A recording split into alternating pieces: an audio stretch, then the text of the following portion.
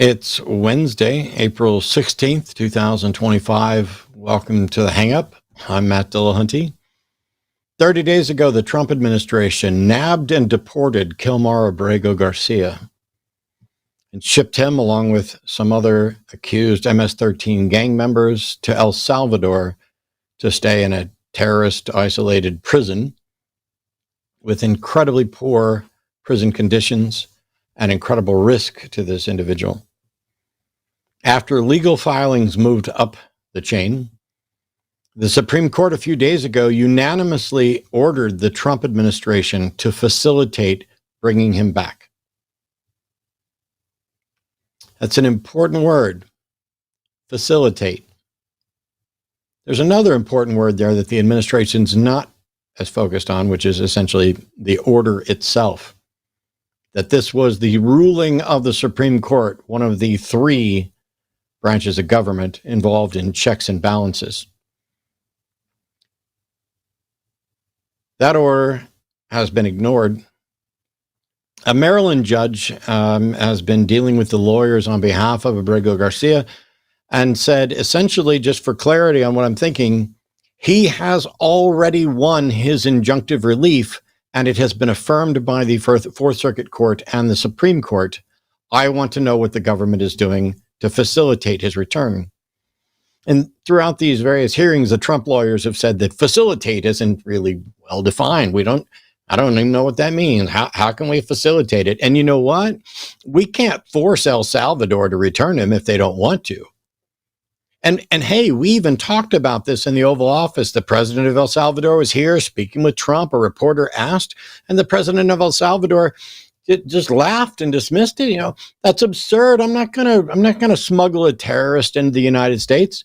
And of course, the Trump administration, because they're big guys who threaten people just right up until they don't want to, because they have something to gain, just kind of went, if El Salvador doesn't want to return him, wink, wink, nudge, nudge, we're done here, I guess. The judge needs more evidence. And so they have until 5 p.m. Monday to explain where he is, what they've done to get him back, and what they will do. Now, that wasn't good enough for everybody, and it shouldn't have been good enough for anybody, but Maryland Democrat Senator Cus Van Hollen flew down to El Salvador. I want to make a note that in a minute I'm going to talk about a press conference that Caroline Leavitt did just an hour or two ago, where when she mentioned Senator Van Hollen going to El Salvador, she said, and he possibly did it on the government's dime. Good. Why should he have to pay out of his own pocket as a senator for people who are legally residing in Maryland to protect their civil rights when you fucking won't? Good. I hope he spent taxpayer dollars doing this. But Senator Van Hollen flew down there and met with the vice president of El Salvador, who said it wouldn't be possible to see Abrego Garcia because they hadn't given sufficient advance notice. And so Van Hollen asked about other means of checking in on him, like maybe if I come back next week, or could we talk to him by phone, or could we allow his wife to speak to him? And the vice president of El Salvador, who's either a liar or a weak-ass little yes boy, said he couldn't assure any of those things and told him that he needed to go through the U.S. Embassy. When the vice president of El Salvador was asked, why is he imprisoned if he's been convicted of no crimes in El Salvador and convicted of no crimes in the United States, the answer was that he is there because the Trump administration is paying El Salvador to keep him there. That's from Senator Van Hollen via the vice president of El Salvador, and it's in line with everything everybody said, and we all know it. So the Trump administration's going, hey, we made an administrative mistake. We acknowledge it was an administrative mistake, but, it's too late. If El Salvador wants to get him back, there's nothing we can do about that either way. But we can't do anything to facilitate this, and facilitate's not even really well explained. We don't know what it means to facilitate. Just an hour or so before I was getting ready for the show, Trump's press secretary, who we should all now refer to as Trump's Minister of Propaganda, Caroline Leavitt, had a press conference that was full of fallacies and lies, where she really wanted to attack Democrats. So she framed Abrego Garcia as an illegal alien MS-13 gang member and terrorist. Now, let's be really clear here. If, in fact, he is an illegal alien MS-13 gang member and terrorist, I'm all in favor of you demonstrating that through due process, convicting him, and sending him to prison. I'd rather you didn't send him to, El Salvador for prison, but you know what? That's where he's a citizen. If that's where the crimes are committed, fine, we can fix El Salvador's prisons some other day, or maybe never. But at least the issue here is that this individual, like everyone, is deserving of due process. She framed him as an illegal, which isn't true. He did come to the United States illegally, but in 2019, he was granted a withholding of removal status by a judge, which means he was here legally. He's not a citizen, but he resides in Maryland legally, and he has a wife and kids. Trump's Minister of Propaganda suggested that Democrats just keep framing him as a Maryland father, when he's not a Maryland father and never will be a Maryland father. And if he ever comes back, we will deport him again. This is blatant defiance. The Supreme Court says, get him back. The Fourth Circuit said, get him back. The Maryland judge is saying, what are you doing to get him back? The Trump administration goes from, we can't really get him back unless El Salvador wants to. And then El Salvador says, no, we don't want to. We want to keep him. And now their Minister of Propaganda, you vicious beast, is saying, oh, well, even if he does come back, we'll deport his ass again. Because it's more important for them to be clear in violation of the orders of the highest court of the land than it is for them to actually follow the law.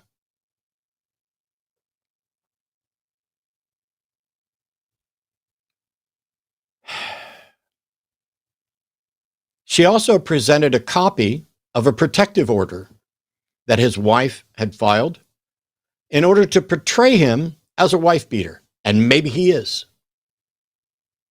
But you know what? Somebody here legally with a protective status, even if they are a spousal abuser, doesn't mean you get to deport them. And it doesn't mean you get to do any of this without due process.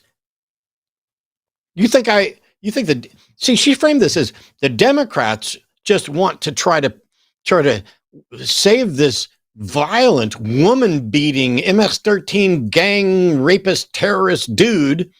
Why aren't they thanking us for having fewer illegal border crossings or all the wonderful things we've done or trying to make the United States safe for our citizens? Yes, Minister of Propaganda, keep shoveling out the shit because the masses are eating it up like it's prime rib.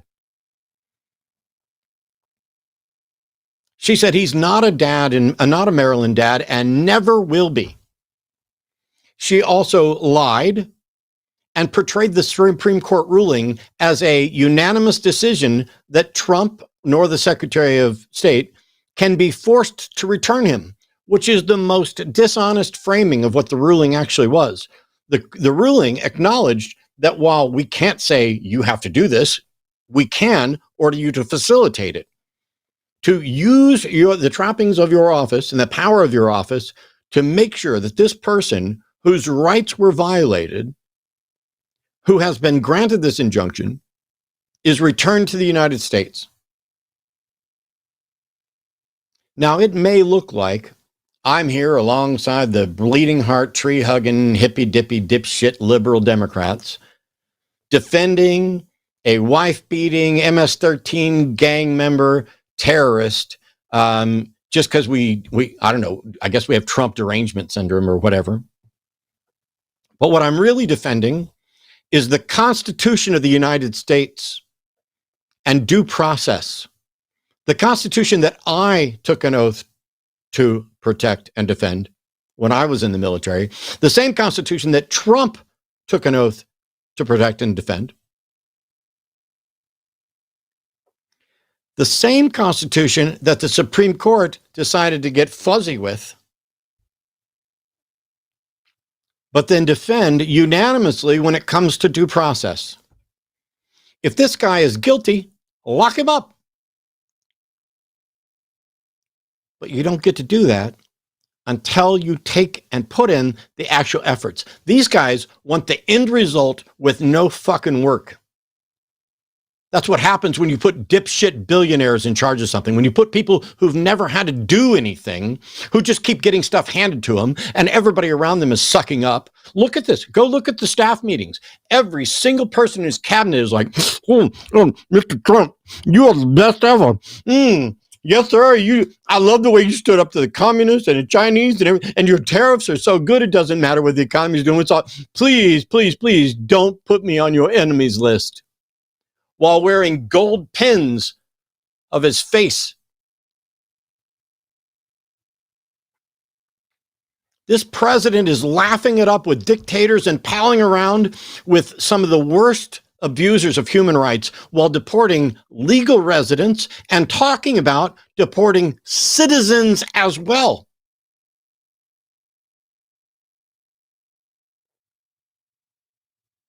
If he wanted to get that guy back and follow what the Supreme Court said, it happened like that. The president of El Salvador is in the office. He's like, hey, we screwed up. We need that guy back. The president of El Salvador, I guarantee you, would be like, yes, sir, Mr. President, we'll do it right away. Because El Salvador can't fuck with us.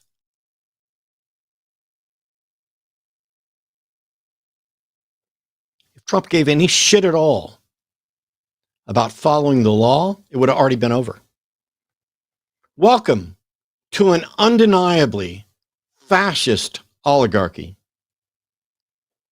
A unanimous Supreme Court decision is being ignored and misrepresented by Trump's Secretary and Minister of Propaganda, Carolyn Leavitt, because the same court granted him supreme status above the law. Revolution must happen. And it needs to begin now. You have to act. You have to oppose. This is not a call for violence. It's a call to end complacency. It is a call to end your frustration. It is a call to end the anxiety that is keeping you crippled because everything has gone wrong and they're breaking so many laws and they're ruining so many things all at once that you don't even know what to fucking look at. So we're all flailing around. We live in a cult. They're wearing golden head pins of their dear leader and having staff meetings and sucking up to him. They're lying and calling everybody else liars. They are misrepresenting all of the facts about everything because they don't care about anything but their power and their pocketbooks. They are actively ignoring the courts. They are working with the worst violators of human rights. They are going after the lawyers who tried to follow the law and prosecute them for their past crimes. They are going after universities. Trump has now called to remove any nonprofit status for Harvard because Harvard's standing up against his DEI restrictions and everything else. They're suing Maine because Maine isn't going to go along with the law that bars kids who are trans from participating in sports with the gender that they identify with. If you are an enemy of the state's coming after you. And the Supreme Court, fuck you, put him above the law. And so he gets to do that. What are you going to do, Supreme Court? Whine? You're going to make another ruling that he's going to ignore? You're going to make yet another ruling that he's going to ignore? Hey, Democrats, get off your fucking asses and do your goddamn job. Stop letting the independents out there do the heavy lifting and run interference for you. Do your fucking job. And for all of you listening, run. Run for office if you're able to, and run as whatever category you want to stand up in opposition to the status quo. And if you are not safe and not able to run for office, run for your life. Start making preparations for shit to get much, much, much worse. If you are in any marginalized group in the United States, it should be very clear. The United States is no longer united, and it is definitely not safe. Your rights are not guaranteed here. Not even the basic rights of due process, not even the basic rights of, hey, we can't just collect you and disappear you. Your civil liberties are not protected. This betrayal of the foundations of the law is also a betrayal of the foundations of justice. It is antithetical to humanism. It is antithetical to decency. It is antithetical to everything that could have made and kept the United States great for real and not just great on your fucking red hat. This has to stop. It is time. It is past time for everyone to get the fuck involved and to stand up for what is right and what is just. And if this individual that has sparked this ire from everyone on both sides is guilty, let him rot in a prison. But don't throw out due process, because you're next, and you're next, and you're next. I'm next. What happens when the state shuts down my ability to talk, when it shuts down David Pakman's ability to talk, when it shuts down Brian Tyler Cohen's ability to talk, when it shuts down anybody who stands in opposition? I don't control YouTube. YouTube can shut me down right in the middle of this fucking show.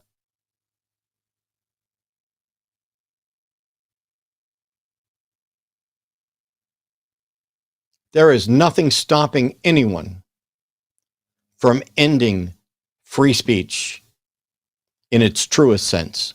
There's nothing stopping anyone from shutting down any opposition to the state. The United States of America is in violation of its own constitution, its own treaties, its own policies, international treaties, international policies. We are fucked. And if you haven't been paying attention, or you haven't been thinking, oh, it's never going to get that bad, it's never going to get that bad, how much longer are you going to wait before you're like, wow, I guess it was wrong. I guess it is going to get that bad. What can we do? Because if you've already jumped out of the plane and you didn't pack a chute, there's really nothing left for you to do. And as the United States goes careening towards global conflict, the possibility of war, massive war, looms over all of us. I don't understand this Trump cult. I don't understand the sycophants. I watched Marco Rubio, who is at least qualified for his job, just be an absolute asshole-licking douche nozzle sitting right next to Trump. Oh, yes, sir, yes, sir, yes, sir, yes, sir. Oh, my God. How can anybody watch this shit and not see?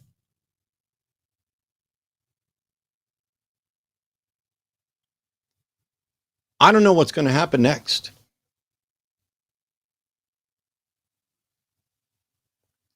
But this shit has to end, or civilization will. And my apologies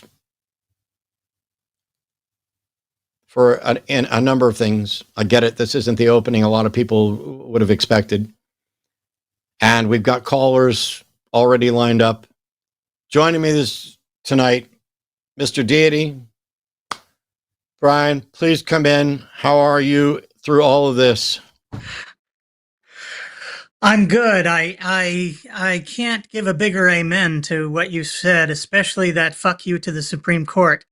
But I do want to reassure you, Bill Maher had dinner with the president, Fuck and that guy apparently too. he's a very charming guy.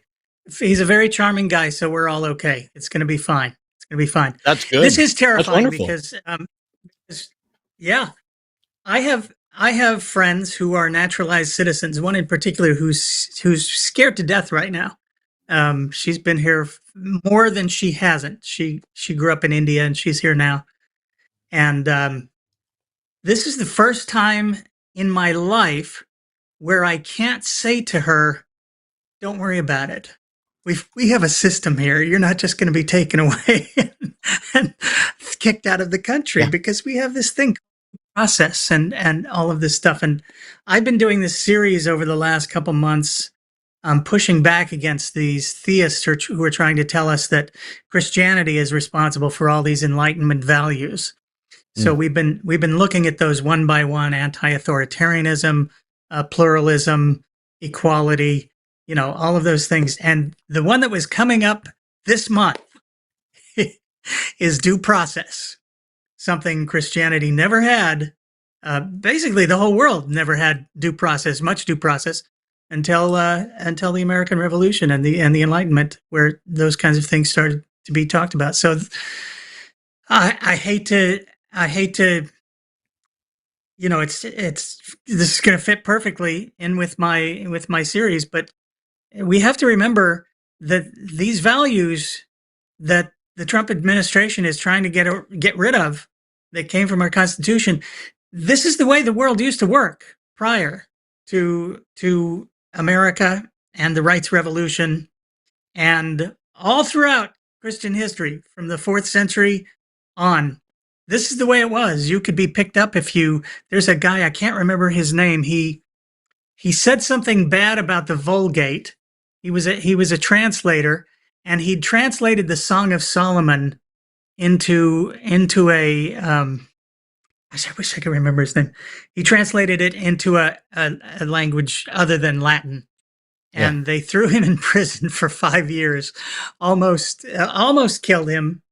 Just picked him up, took him away, tortured him, all kinds of terrible stuff for doing things like, going against the Pope, who said the Vulgate has to be the only version that we use. And, I mean, this kind of stuff, your history, it's right out of the Holy Roman Empire and beyond. It goes all the way back. So it's just crazy to see this. And we have our evangelical, as I call them, evangelical friends to thank for all of this. By the way, you probably missed it while you were referencing Bill Maher. Fuck that guy, and fuck that guy for many years in the past as well. Yes. How wild. People, I remember when, probably maybe 8-9 years ago, when I was touring around with Sam and Dawkins and some others, and people were like, "Oh, you should go on Bill Maher." And I was like, "Why?" I'm like, first of all, I don't just invite myself on shows. They have to want me on there and invite me. I'm not just, hey, Bill, why don't you have me on a show? Because I don't know him. But he did, religulous or religulous, whichever one, however you pronounce it. And all the atheists were like, ooh, and then they gave him the Richard Dawkins Award, woo, despite the fact that he's shit all over atheists as well, and any number of stuff, not remotely skeptical, is a science fucking denier on a number of things, right down to health issues. Oh, I never get sick because I eat right, and it's just what you put in your gut. I mean, this is not a skeptic. This is not a humanist. This is a comedian that pokes fun and tries to call out some injustice, but draws a line at the things that are actually going to impact him. Right. Yeah. This is a weird day because I didn't have that opening planned when I started the day. It was really watching Caroline Leavitt that absolutely sealed the deal for her to come out. Right. And go straw man, irrelevant thing, lie, misrepresentation. And then why do you hate the troops? Why do the Democrats not want to protect the United States citizens? This is the sad thing is you can't fight fire with fire. If the Democrats retake power, which, fuck the Democrats too, by the way, for sitting by, not doing their damn jobs. But if they regain power, the whole world will breathe this sigh of relief and, things are returning to normal. And then the Democrats will go through due process. And you know what? None of these people will ever pay because the current system, even through due process, is unlikely to work. Trump's convicted of 34 felonies. And what's he doing? He's going after the people who prosecuted him. These are enemies of dear leader. Right. So we have a bunch of callers, and most of them are theists, and we always prioritize theists here. So I'm going to take calls in just a second. I want to kind of take a little breath just to shift focus, because I know we're going to end up talking about gods and, trans rights and whatever else people are calling in about. And I don't know how much we're actually going to spend on the subject that I talked about at the top. So just as we're getting ready to make this shift into theism, I want to remind people, yes, it's a call-in show. We are always going to prioritize theists, just like we do on the other shows here on the line. I will be happy if people can say, here's what I believe, why I believe it, why I think you should believe it. I've been saying that like a mantra for, I don't know how many years now. There is a delay on the phones. There's also a delay between myself in the studio, myself and Brian in the studio. There's delays all over the place. So I'm going to make judicious use of mute.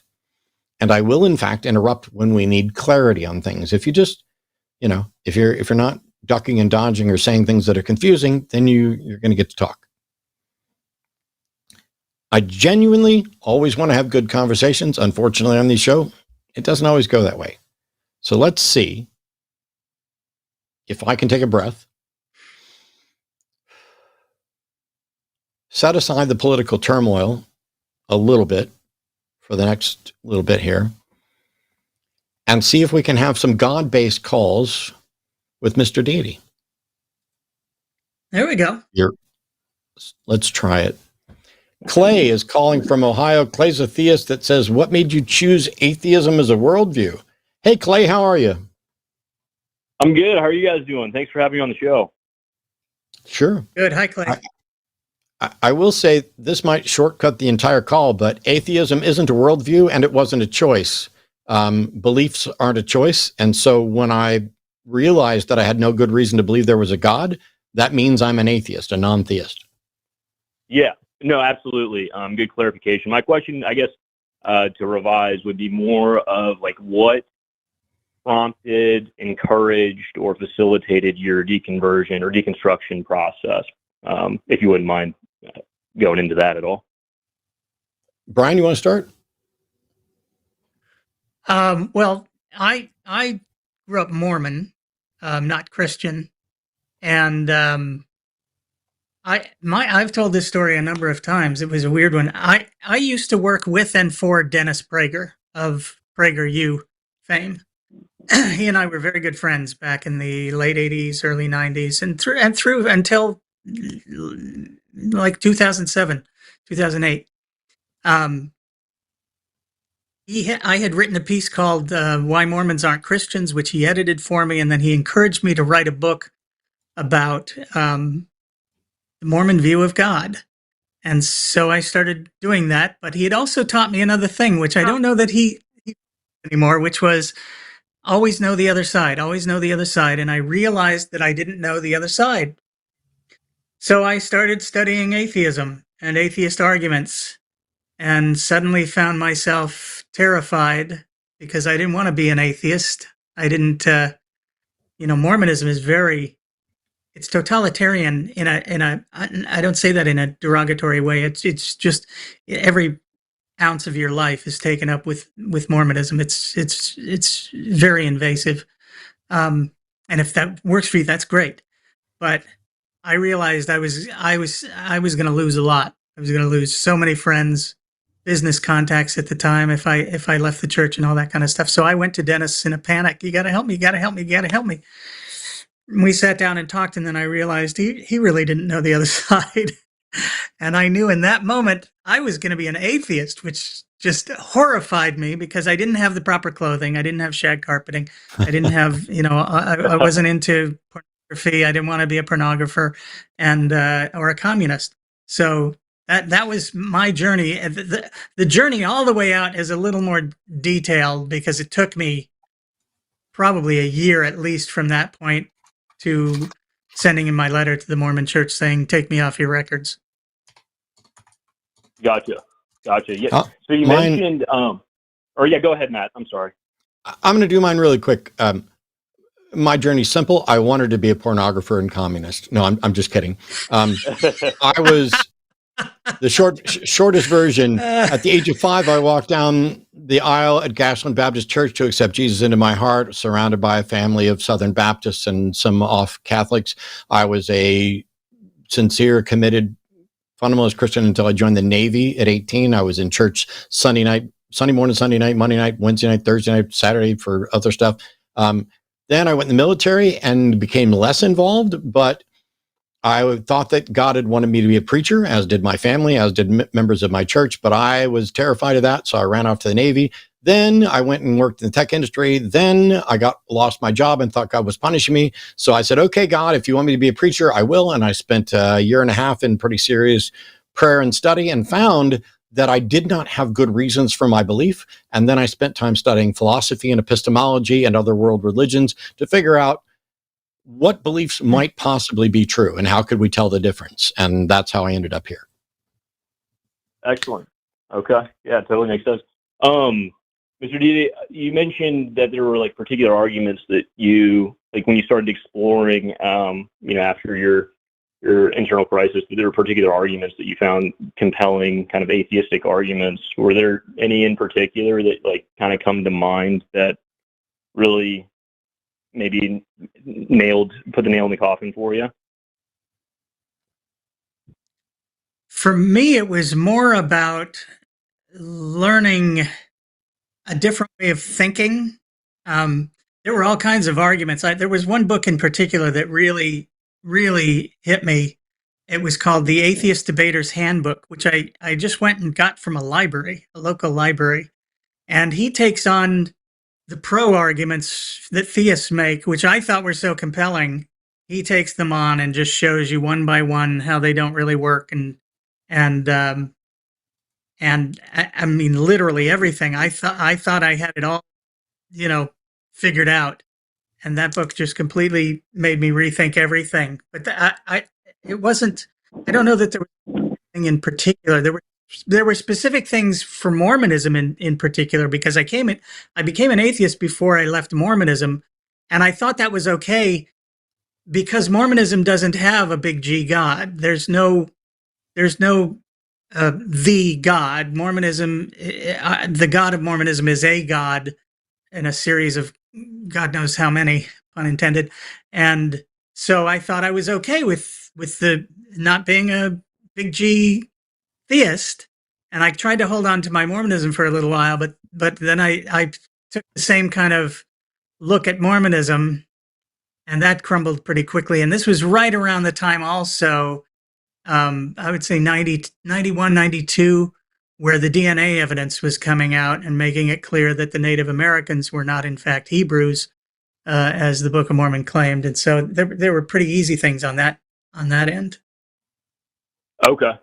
Interesting. Yeah, that makes sense. And then you mentioned, Matt, that it was kind of following a job loss that you started to kind of explore and ask about pastoral positions and research a little bit more about the atheistic points of view. So it sounds like both of you guys are saying that there maybe were some positive arguments for atheism, but then also just a dismantling of your previous world points of view regarding God. Is that accurate? Is that kind of what you guys are saying? So kind of. So atheism it fits into two buckets: the soft or weak atheist position, or the non-theist position, which is I am not convinced a God exists, and then there's the strong atheist position of I am convinced no gods exist. I may or may not fit into both categories depending on certain definitions, but the minimal category is that you're no longer convinced, or you are not currently convinced that a God exists. And so there isn't an argument for that position. That is the result of rejecting a position. And so for the broader strokes, I mean, I think Mormonism is absolutely one of the most obviously ridiculous man-made invented religions. It's modern, everything else. It's right up there with Scientology. It's a toss-up as to which one I find more ridiculous. But I just was like, oh, but Christianity, that's been around for a long time, and I'm a part of that, and there's all these other things. And then I found out there isn't good evidence for any of this. And there isn't empirical evidence to support any of these notions. And the Christian apologists, both with regard to creationism and other things, are engaged in fallacious reasoning and reaching conclusions based on gods of the gaps or not knowing. And so once I figured all that out, I said, oh, I'm not a Christian. I can't be a Christian. But I still, there's got to be some kind of God. There must be some first cause somewhere else. And then I continued going through those things. And it turns out that it is a web of confusion built on anecdotes and fallacies. And so the position is the God claims have not met their burden of proof. And until they do, I have no choice but to reject them. Okay. That makes sense. I've heard you, I know that you've, and I kind of have grasped that that's your position in the past, just from the stuff that I have seen. I know that you've answered this question before, so forgive me, but I can't remember or find the answer. What evidence would be sufficient for each of you guys individually, hypothetically speaking? Obviously, that evidence doesn't currently exist. If it did, you guys would believe. But more so, if you could fabricate a scenario in which you would believe, what would that look like for you guys? Well, first, it would depend on the God that we're talking about. But my answer to this used to be the same as some other people, and I think it's glib and dismissive. So here's my answer now, and has been for a decade and a half probably. I have no idea what evidence would convince me. I don't know, and I'm not convinced that anybody could know, because essentially I would be claiming that I have the capacity to tell the difference between something I don't understand like a God and something else I don't understand like an incredibly advanced technology or a mystery where there's, not an explanation. But for the people who are proposing, absolutely. But for the people who are proposing that there is a God, for example, the God that I grew up with, the Southern Baptist Christian God of, this church and my family, God absolutely knows whether or not I believe. God absolutely knows whether or not I've made an honest effort for this. I couldn't possibly fool God. God should know exactly what it would take to convince me. And God, if he's worthy of being called God at all, should be able to produce exactly what it would take to convince me. And because those things have not happened, either that God does not exist or that God doesn't want me to know he exists. Either way, it's not my problem. I can't solve it at all. So it's up to God to do something. I don't know what it could take. Yeah, no, all totally makes sense. And then Mr. D, I definitely want to get your response as well. But real quick, I just want to respond. So when it comes to your first answer, what evidence would it take to convince you that the I don't know answer, because it makes total sense because of what you're describing. Hey, like, how am I supposed to differentiate between what I just simply don't understand yet versus what would actually be a God? I guess my question to that is, what does that possibly indicate what one's preconceived decision is before looking at the two scenarios? So in other words, if I say, look, I see a possible God, or it could be there could be a possible scientific explanation, I don't know yet, I'm going to be non-convinced or stand in my position, whether it's theistic or atheistic. Wouldn't that still kind of be determined by the preconceived worldview? And so in other words, so if I am atheist looking at those two scenarios going into it, and I am presented with, quote unquote, sufficient evidence, but I make the decision to say instead, hey, this could be a materialistic explanation. I just don't have the information yet. Would that not be representative of the maybe the bias or preconceived notion going into that analysis? Does that make sense? Yeah. First of all, when you say there's the two scenarios, those aren't the only two. But I mean, theism and atheism, yes, that's mutually exclusive. The problem is the bias that I have is towards truth and sound epistemology. I don't have a bias for or against God. As a matter of fact, when I started this, I was a believer desperately trying to demonstrate the truth of the existence of God to my atheist roommate and to others at the time. And it wasn't just that I failed to do it, it was that everybody failed to do that.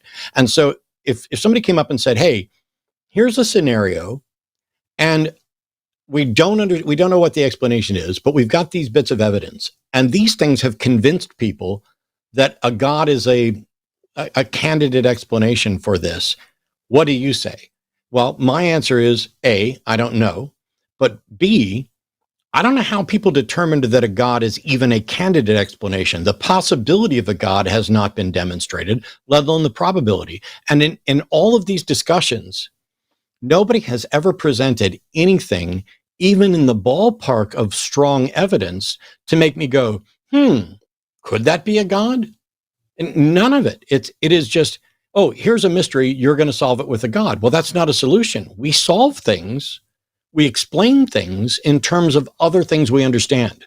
There's no solution in appealing to a mystery.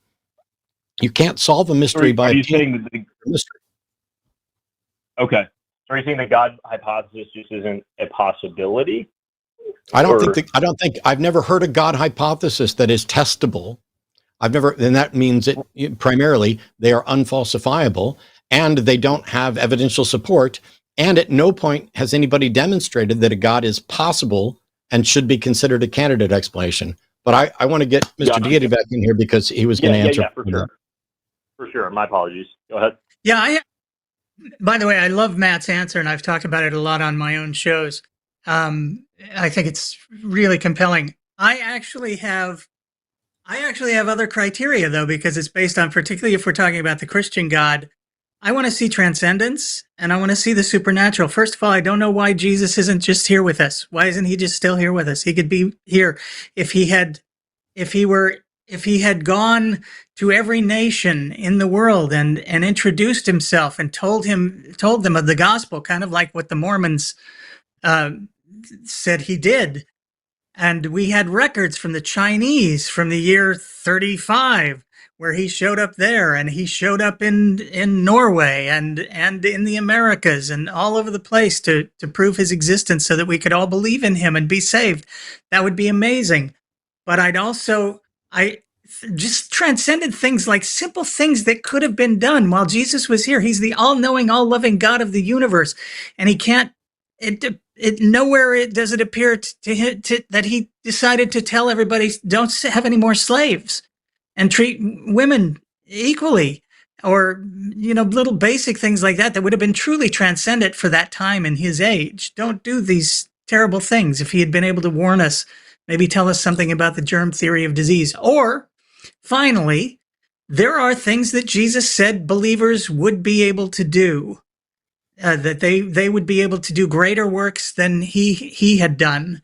And he did some pretty great stuff. But even if believers could just do the works that he did, if they could go out and regularly heal the blind, when Jesus said 2 or more are gathered in my name, ask anything you want and you got it.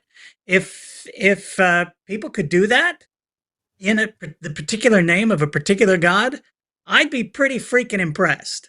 I don't know that I'd totally swallow it. I would wonder, but yeah, go ahead, Matt.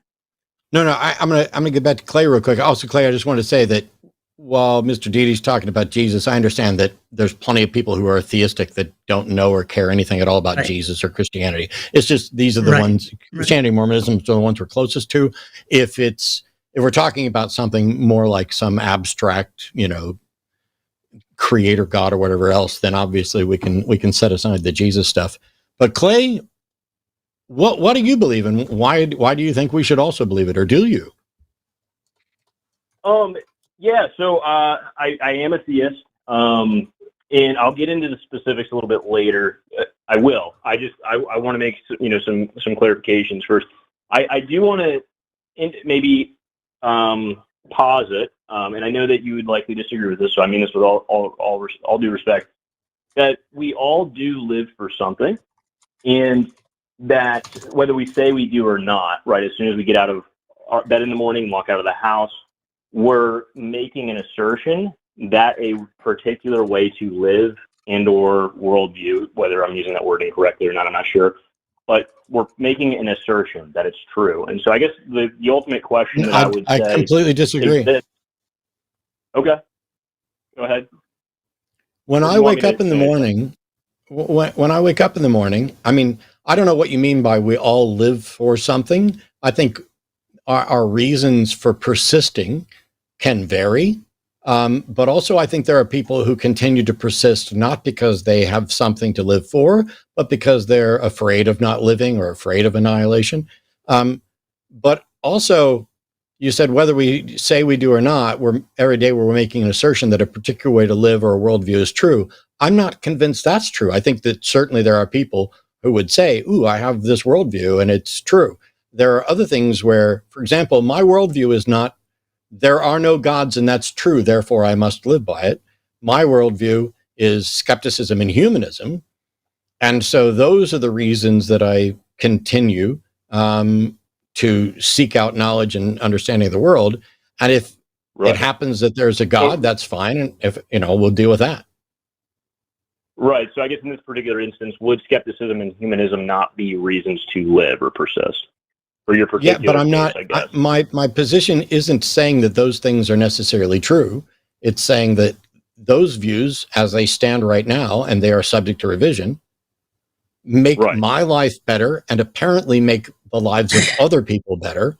And I have a goal of making lives better. And nobody has to have that goal, but yeah. Absolutely. So I hear you. I guess my question is when you live as though skepticism and humanism is true, even though you're not making the verbal assertion or vocal assertion, is that not in and of itself a type of assertion? Whether it could be later falsified or not, right? As of now, that's the thing. No, I'm saying this is the best thing I've found. And as soon as someone convinces me of better, I'll change. Okay. I got you. I'm reluctant to say it's an assertion of truth, but I will say that in all the years I've done this, I've talked about how I'm a skeptic and a humanist, and virtually no one has made any attempt to show where skepticism or humanism fail. Sorry, you guys there? Did you cut out? Yeah, we're still here. Did you lose us? Okay. Okay. Sorry, you lived all your life as a skepticist and humanist, and then what was the last thing? Not all my life. What I'm saying, all the time that I've been advocating for skepticism, humanism, and atheism, the only thing that the overwhelming majority of theists want to address is whether or not there's a God. They don't tend to address the skepticism or the humanism at all. And at no point has somebody made a case for why here's something that is in fact better than skepticism or humanism, other than their assertions that their version of God is, or their version of morality is in line with God, not that it's necessarily better. Okay, I got you. You made a statement there at the very end that nobody at any point in time has provided information that their assertion is true or convincing, or I guess maybe evidential or evidence-based. I guess the other caveat that I'd put forth is that evidence isn't that which we personally find convincing. It's that which points to a particular position or assertion being true. And so you could have maybe five different scientists put forth, hypotheses about a particular, or theories about a particular hypothesis. Four of which agree, one of which disagrees, but that doesn't necessarily mean, or is not convinced. But that doesn't mean that the other four assertions are not true, right? Yeah, you're changing. Don't have evidence to support them. I'm sorry. No, it's fine. You're changing terminology, and you said they could have five theories about a hypothesis. No, that's not what a theory is or how a theory works in science. A theory is the graduation point in science. It is the current best explanation supported by independent investigation, peer review, etc. You're not going to have 5 scientific theories about a hypothesis or an observed fact. You may have multiple hypotheses, and then whichever ones are testable and falsifiable, you then begin to explore in order to determine which of them, if any, are the current best supported by evidence. No, yes. So that maybe it's just semantical error there. But so I guess my main point, though, is that whether or not the single scientist that's off to the side is convinced of the other theories, assertions, whatever, or the hypothesis doesn't determine whether or not there is or is not evidence for that hypothesis, I guess is what I'm getting at. Correct. And I've never said anything remotely like that. Okay, fair. Yeah, I guess my interpretation, so when, say, and the reason I make these clarifications before I put forth the evidence that I would want to talk about is because the temptation can be for, say, somebody who's interested in hearing the evidence to kind of sit back on the judge's chair while somebody else puts forth or posits evidence, and the individual in the judge's chair just kind of smacks away the evidence and says, "I'm not convinced," or that it's not, or they'll just say label it as not being evidence, and not being sufficient evidence. Not being sufficient evidence to warrant a claim. Right. Okay, so we've answered questions and danced around for 22 minutes. Are you going to get to what you believe and why we should believe it? Right, for them to personally be convinced, which is kind of the subjective component that I wanted to highlight before going into it. But yes, so what I find kind of interesting as far as I'm sure you're already aware of it, but it's emerging, is not just near-death experiences, but verifiable near-death experiences. So instances in which people lose consciousness, sight, vision, heartbeat is no longer being registered, brain activity is no longer being registered. Time passes and elapses in a way that would be consistent with them being diagnosed as clinically dead in most instances. And then they return with information about what transpired in the material realm during that time frame. And that is confirmed by physicians, nurses, staff that witnesses the event. Then it's documented in case reports like Lloyd Rudy, so on and so forth. So I guess my question for you would be, what would be the materialistic explanation for that phenomenon? So let's just assume that everything you said is accurate, which is not the case, because it's leaping to some conclusions. One is that when somebody comes back from being unconscious, that their brain is remembering things rather than filling in details. Another one is that the proposed experience of what occurred while they were unconscious is something that is extraordinary or anything else, because the brain is a bizarre instrument that can do all kinds of stuff and let you know when you're, asleep that your alarm's going off or whatever. But let's just assume everything was true. Let's just also say that we have no materialistic explanation currently for that. What conclusion can we then draw in the absence of a materialistic explanation? Are you asking me? Yes. Okay.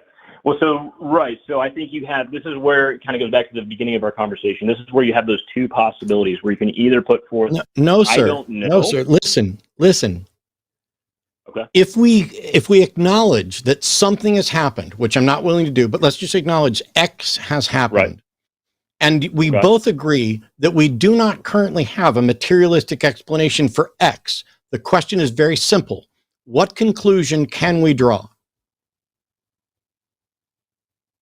So you can't draw a firm conclusion to answer your question, but you can put forth. I didn't ask for firm. I don't know why it is that when I ask a simple question, you guys always do this tap dance of inserting words I didn't say in order to massage your position.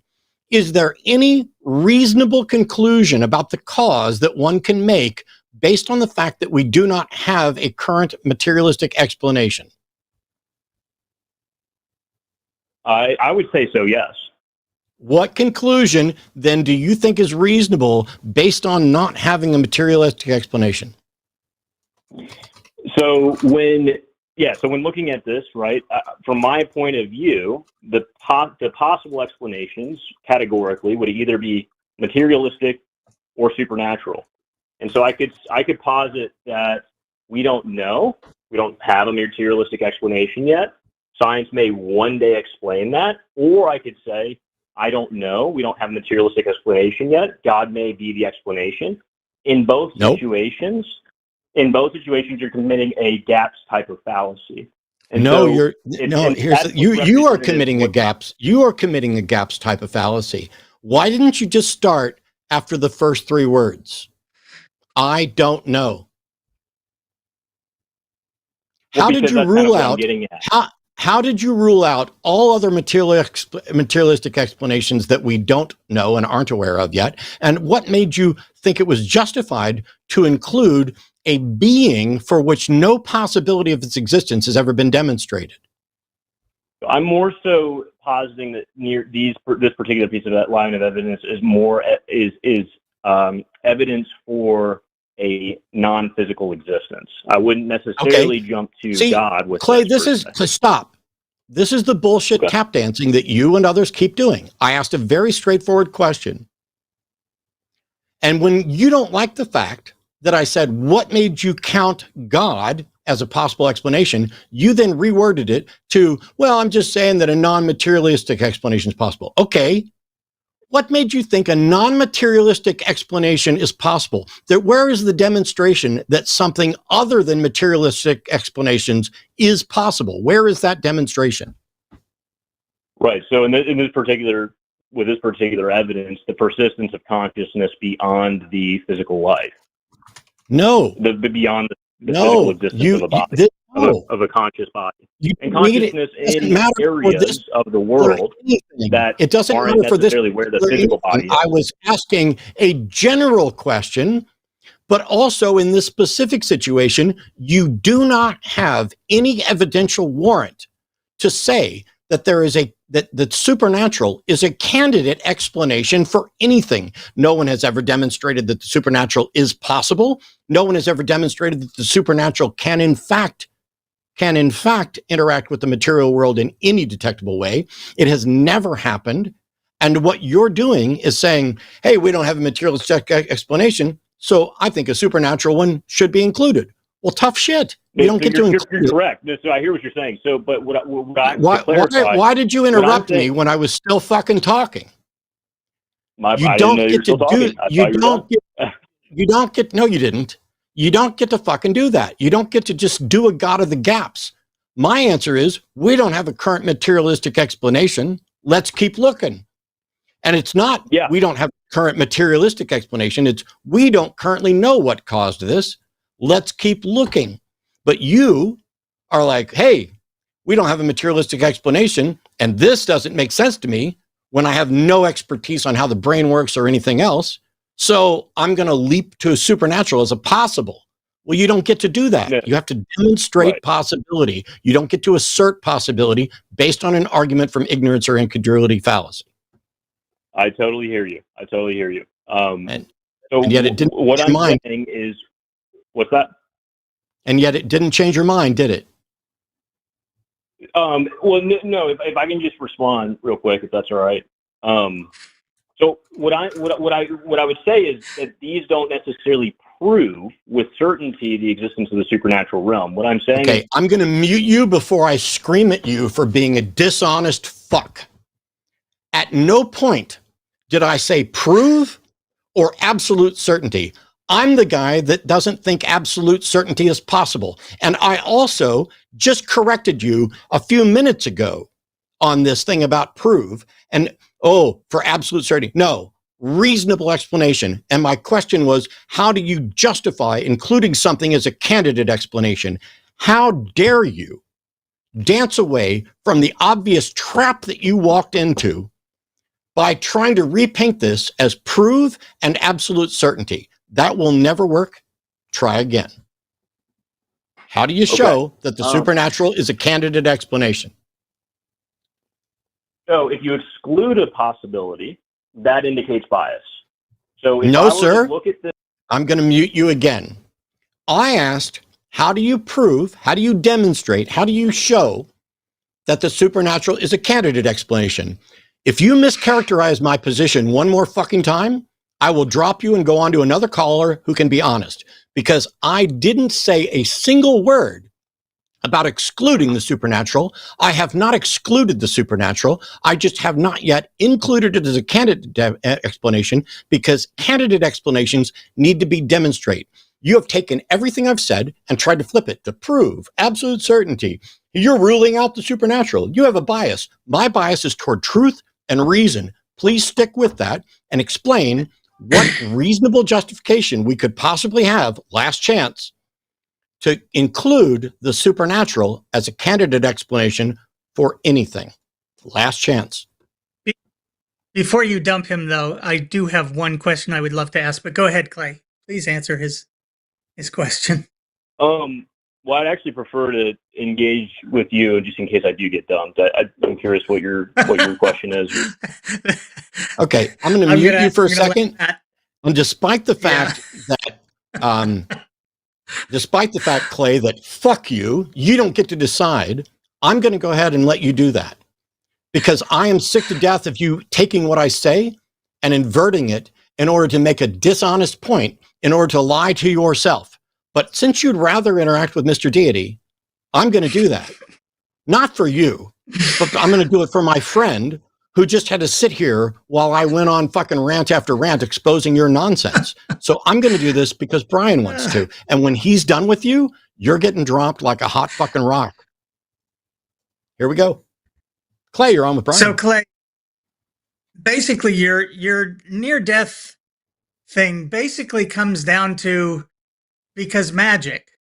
I mean, that's in essence what all of this is, because magic. But aren't there just infinitely simpler ways for God to demonstrate his magic and his powers? He's got people here who, are supposed to be his followers, who he said already, I would give you supernatural powers. You'll be able to do greater work than I do. Wouldn't he just do that instead of making us float the ceiling of the hospital where we're at and see the numbers on the thing? I mean, there's just so many easy ways, and he used to do it all the time back before the fact checkers came in. He used to do it all the time. Big miracles, raising the dead, healing the blind, walking on water. There's just so much stuff that he could do, but this is the thing that you're hanging your hat on? That somebody dies, and weird experiences. No. I appreciate that. Yeah, no, this alone is definitely not what I'm hanging my hat on. It was more of just a curiosity about your guys' take. But I would say in response to what you're talking about, it kind of goes along the lines of the hiddenness of God issue. But I'd say that if he were to expose himself in that way via miracles, at a certain point, the element of free choice would no longer exist. If God were to sit in your back pocket, constantly be knocking on the door, it's more of harassment rather than free choice. Yeah. And so I think, well, for a human being, what's that? Sorry, go ahead. My apologies. I'm sorry, I need to mute. How rude of him to take all the free will and free choice from all those people that Jesus did miracles in front of and God did back in the old days. What a prick. I mean, taking people's free choice like that left and right all the time is just awful. Horrible. Yeah, no, so case dependent, obviously. I'm not God. I don't know. I don't necessarily have the answers to why. Sorry, am I muted still? No. Hello? I can hear you. I said that's called special pleading. Right. Well, so if an infinite God does in fact exist, though, then by nature, as a finite human being, there is going to be a gap in knowledge. And so for me to claim that to be able to explain all of what an infinite God is or would be, wouldn't be an honest claim. So instead, I try to start from a position of acknowledging all possibilities, theistic ones, atheistic ones, materialistic, humanist, whatever it is, all possible explanations for reality. And then I explore different questions and hypotheses. To go back to kind of what was being discussed before, I don't know if I need to prove that a possibility is possible in order to include it as a possibility. If I'm going to analyze a question honestly, right, and eliminate all possible biases. So that'd be my response to that. Yeah. Yeah, you've got a God here who supposedly loves everybody, wants everyone to be saved. There's so many easy ways.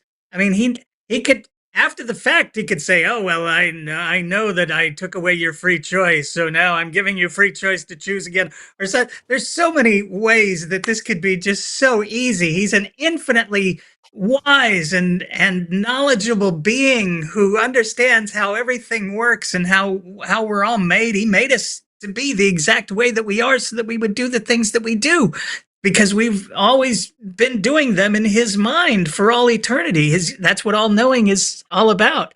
But somehow he just can't figure out how to get us some clear evidence of his existence and his power and all of that stuff. At least not now that we have things like cameras and fact checkers and stuff like that. Yeah. He used to do it all the time, Right. but somehow, maybe he ran Well, out to of go back miracles to- in the world. He would just not have the budget for it anymore. Yeah. Well, to go back to what I was saying before, just that clarification about evidence, you mentioned there isn't evidence. I would say that there is evidence that maybe you are convinced by. Like, I would say there's evidence for Bigfoot, right? I'm not convinced by it, but technically it exists, and I'm just not convinced by it. So there is evidence for God. It's just not necessarily convincing, obviously, for the atheist. As far as, like, I would say, look, you're right. I don't know when it comes to some of the things that you put forth, but I do think it's possible that there's more to the answer as far as allowing us the opportunity to come to him than what we would even be aware of, right? So one thing, and I'm not a universalist per se, I'm not a universalist, but like one possibility that's kind of not really talked about in the Bible, there is a possibility that, and again, it's not biblical, but there's a possibility that we are presented with a choice after we die, right? In a little bit of a chance. Hey, I'm God. I'm here. Do you want me? Right. So I think that's a possibility. Yeah, why wouldn't you? Yeah. Right. Yes. So, everything's a possibility if you don't ever fucking have to demonstrate possibility. I don't give a shit what you think is possible if your foundation is you don't think possibility needs to be demonstrated. Why the fuck are you spending time talking about what you think is possible in order to justify God if you don't think you need to justify possibility? Just skip to the finish and say you don't need to justify your fucking God belief. Yeah, it's just a point of orientation. So you start from the top, right? So if you find evidence for God at the top, and I think if I find that evidence personally convincing, right, then these other possibilities that I don't yet have confirmation of are on the table. So to go back to what I was saying before, if there's evidence for an infinite God, and I'm personally convinced by that, then I would be personally convinced by the reality that there's going to be a limited understanding that I have with my finite knowledge, right? And so, of course, at that point, there would be possibilities for things that I yet to have an explanation for, right? No, there wouldn't. So possibilities don't change. I'll shut up, Brian. I'm told. Clay, in the last 400 years, we have gained so much knowledge about the physical world, the material world. We know all kinds of things that we can demonstrate, that we can make predictions with. That are, if you get into the quantum realm, they're so refined. The predictability of things, but we've been able to do all kinds of things where we can land a probe on a comet. We can put men on the moon. We can cure diseases. We can do all these things. Do you realize that in the last 4,000 years, there is absolutely nothing we know about God that shepherds in the field didn't claim they knew? Well, so I guess it sounds like you're possibly requesting evidence that would be within the material realm to explain a God that's beyond the material realm. And maybe I'm wrong about that. We're here in the material realm, and he used to do that kind of thing all the time. Yeah. I'm asking him to be God and do what God in the form does or did. Well, so I would claim that he did in the form of Jesus, right? So like that's obviously my claim. So then I'd have to look at the evidence for Jesus. But I will also say there are certain issues. Yeah. Clay, God had 13.8 billion years to to put that whole thing together, right? He knew that this was going to be the only event in human history which had any meaning whatsoever, the life and death and resurrection of Jesus. And he couldn't even leave us with an eyewitness to the event, a single eyewitness to the event. Is this the plan of a brilliant God who loves us and wants us to be saved? Leaves us with writings from people who weren't there, written 40 to 60 to 70 years later, based on word of mouth accounts? I mean, it's insanity. Right. So we can dive into those particulars a little bit later if we have time for it. But I would say that I would. You won't. I would posit, right, as somebody who's convinced, as somebody who's a theist, I would posit that because I am convinced, right, and obviously every Christian is convinced and every Muslim is convinced, right, that there is evidence, there's information to point to a position being true for a creator God. And so at that point, the question becomes, okay, if there's evidence for that, even though I know you guys aren't convinced, but the question is, if there's evidence for that, then what is the evidence or information for each individual worldview? And so I don't necessarily, like, for myself, with my own exploration, I don't have to prove with absolute certainty that Jesus came, died, rose again. Say absolute certainty one more fucking time, I dare you. I didn't know you were talking. My apologies. Go ahead. Oh, no, I wasn't talking. I was interrupted. I said, say absolute certainty one more fucking time, I dare you. Oh, okay. I'm sorry. So if all I need to do is indicate to myself that the most likely worldview is Christianity compared to the others. If I am at first convinced that there is a creator, infinite creator God of the universe. So that's the primary question that I would focus on as an atheist first would be, well, you know, what is the information to indicate something beyond the material? And I talked even a little if bit about on Monday. Clay, what's that? Sorry. Yeah, go ahead. Sorry to interrupt. I thought you'd hit a break point. Even if a creator God exists, we clearly have absolutely no way, if we're going to use absolutely, to know absolutely anything about him that's reliable, that's demonstrable, that's repeatable. There's literally nothing we can know about this being, which is why you have so many different interpretations of both God and then even within religion. This statistic always cracks me up. I can't remember how many world religions there are, but there are actually more branches of Christianity than there are world religions, which suggests that if you have a book which is supposedly inspired and given to us by that creator, you're going to have more dissension and more confusion than if you just left us all alone. There's nothing we can know about this being. So why do you care? So I would say, though, that the ability to have demonstrable, repeatable, reliable information does point to something transcendent. Like, that's my position. I know it's not your guys's, but like that. So and to say that God would have to fit inside of a realm in which I could repeatedly, reliably, and demonstrably demonstrate his existence would go against his very nature, first and foremost, but it would also, like I said, go against the element and necessity of having a choice to choose him and therefore to have a love-based relationship with him. So that would be my answer as to why I don't think God needs to be repeatable, demonstrable, reliable in that sense. I would say that the things within this realm point to him, including repeatability, demonstrability, and reliability. And so, you know, that would be my claim there. Can you prove it? Okay, or are you just going to assert that one like the other like possibility that you don't have to prove it? Well, neither one of us can prove our worldview with certainty, right? As we talked about earlier. Goodbye, you dishonest fucking piece of garbage. I didn't say anything. You made a fucking assertion, and I asked you if you were going to prove it or just leave it hanging there unproven like you did for possibility. And what was your answer? Neither one of us can prove our worldview. You're not interested. The assertion. You're not Okay. you just fucking, you don't even know what your own assertion was. You just called it your fucking assertion and you don't know what it was and you're not going to defend it and you're going to pull some bullshit. Goodbye, Clay. Don't call me again.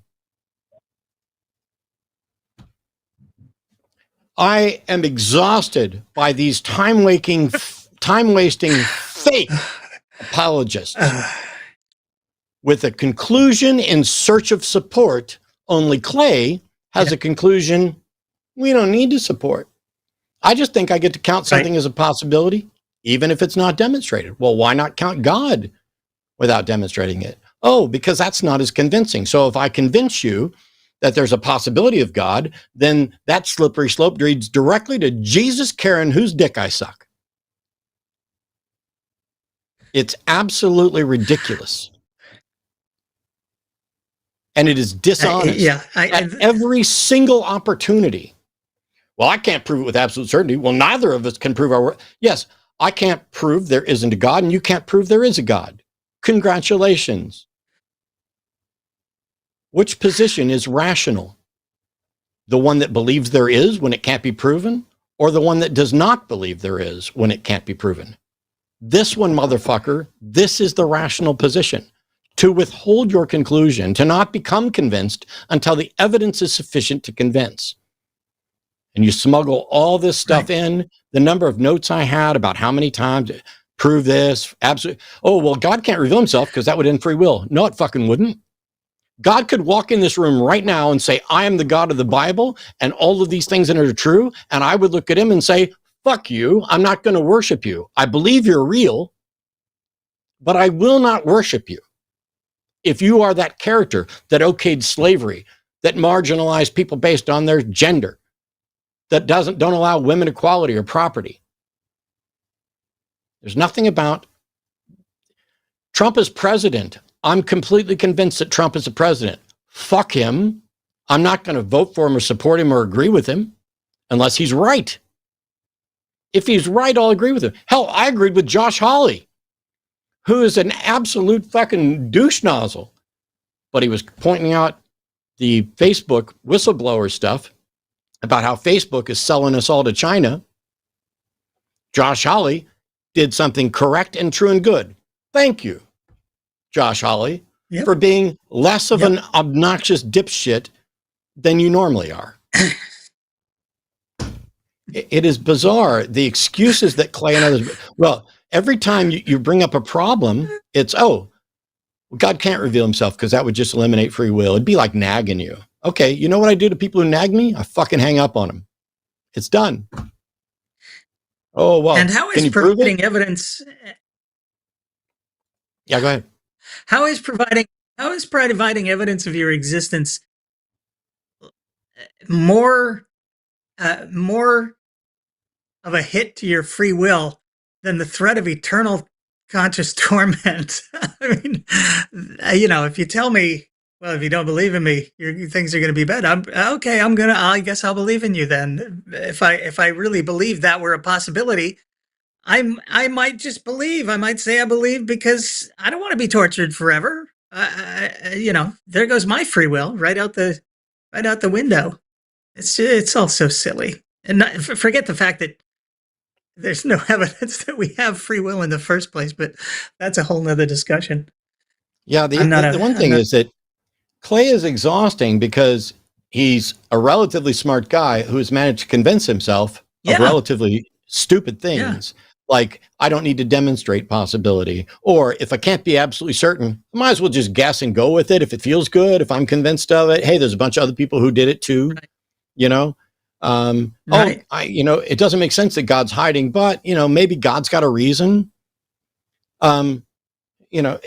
This parade of here's what all the excuses I'm going to make to keep justifying my completely unwarranted belief.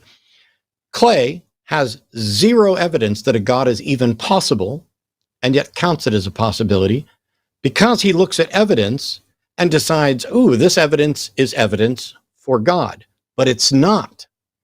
See, when he tried to portray this as, oh, we both have a bias. He has a bias towards God. We have a bias against God. No, I fucking don't. I have a bias for truth and the best methods of finding it. Right. You have a bias for God, Right. and you are admitting it and trying to excuse it because it's the position that you find compelling. Congratulations. Yeah. Yeah.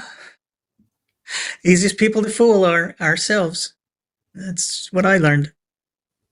We okay. We have another caller. Esther's calling from Greece. Esther, pronouns he, him. Wow. Does Matt support Judith Butler's gender performative thesis? Let's just say in part, but probably not. And if so, does he realize it's the same argument Christians make when we claim everyone's religious? Oh, wow. I'm so confused, Esther. What's going on? Trust me. Esther, Yes. When you fire this game up, your little fucking nuts are going to start quaking, buddy. are they? What are they going to quake over? Anything else? You're going to shoot. Cool. I got your Okay, IP wow. address, bitch. Can't believe you sat on hold. Sat on hold for 15 That's minutes so you could do that. And we lost another caller Oh, man. in that same time. I had lines closed, but I'm going to open for that one caller to call back because I kind of had them closed with the expectation of that call. So, yeah. Yeah, and this next call, who knows what's going to happen. So, a live nihilist is calling from India something about trans bathroom debate. So, a live nihilist, how are you?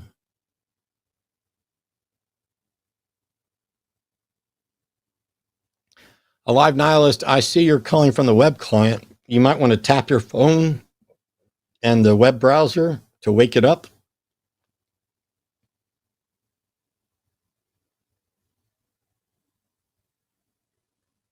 Hello, are you there? Okay. You've been on hold for an hour and 20 minutes. You definitely have the capability to talk to the web. I'm going to count to 10, and then you're either going to be live and have tapped it and woken up your browser thing and come back to life, or we're moving on. 1, 4, 10. I didn't say I was going to count every integer, just like I didn't say I was going to count every half integer. This caller in the screening room, Yeah. you could actually just grab if you really wanted to. I think they tried calling in this weekend and might have dropped or something, so it should be fine. Sure. William is calling an ex-atheist from somewhere we don't know, pronouns are he, him. How you doing, William? You're on with Mr. Deity and me. Oh, sorry. There we go. William, are you there? William, how are you? Yeah, How you doing? yeah. Can you guys hear? I'm doing fine. Yeah. Bit Says you're tired, an Yeah, you sound but I'm good. Says you're an ex-atheist. Is that what you were calling about?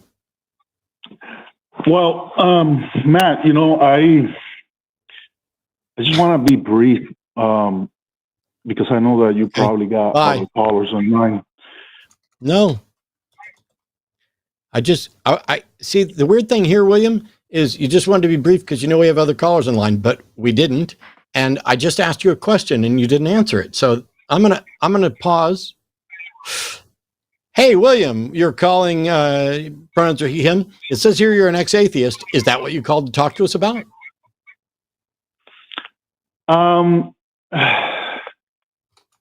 Yeah, I mean, kinda. I basically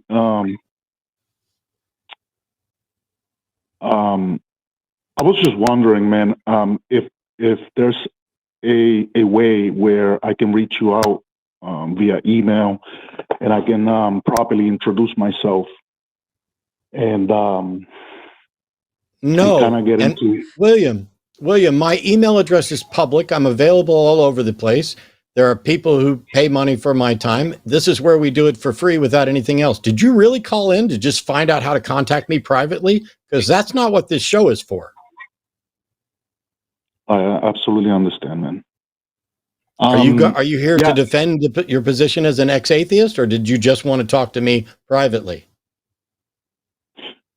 Well, this is because I do know how your show runs, and I want to be very respectful of your time. Okay, I'm gonna mute you for a second. Listen very carefully. You clearly don't know how the show goes, and you aren't being respectful, because I have repeatedly asked you questions and you have repeatedly avoided answering them. I don't need a fucking preamble about how you know how the show works and you're trying to be respectful. I need you to answer the question, which was, did you call in about the ex-atheist thing, or did you call in to find out how to talk to me privately? And instead of answering that, you went on to say something else. So I'm going to try this again. Here we go.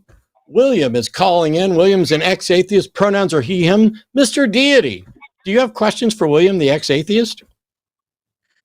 I do. What made you become a believer when you were an atheist?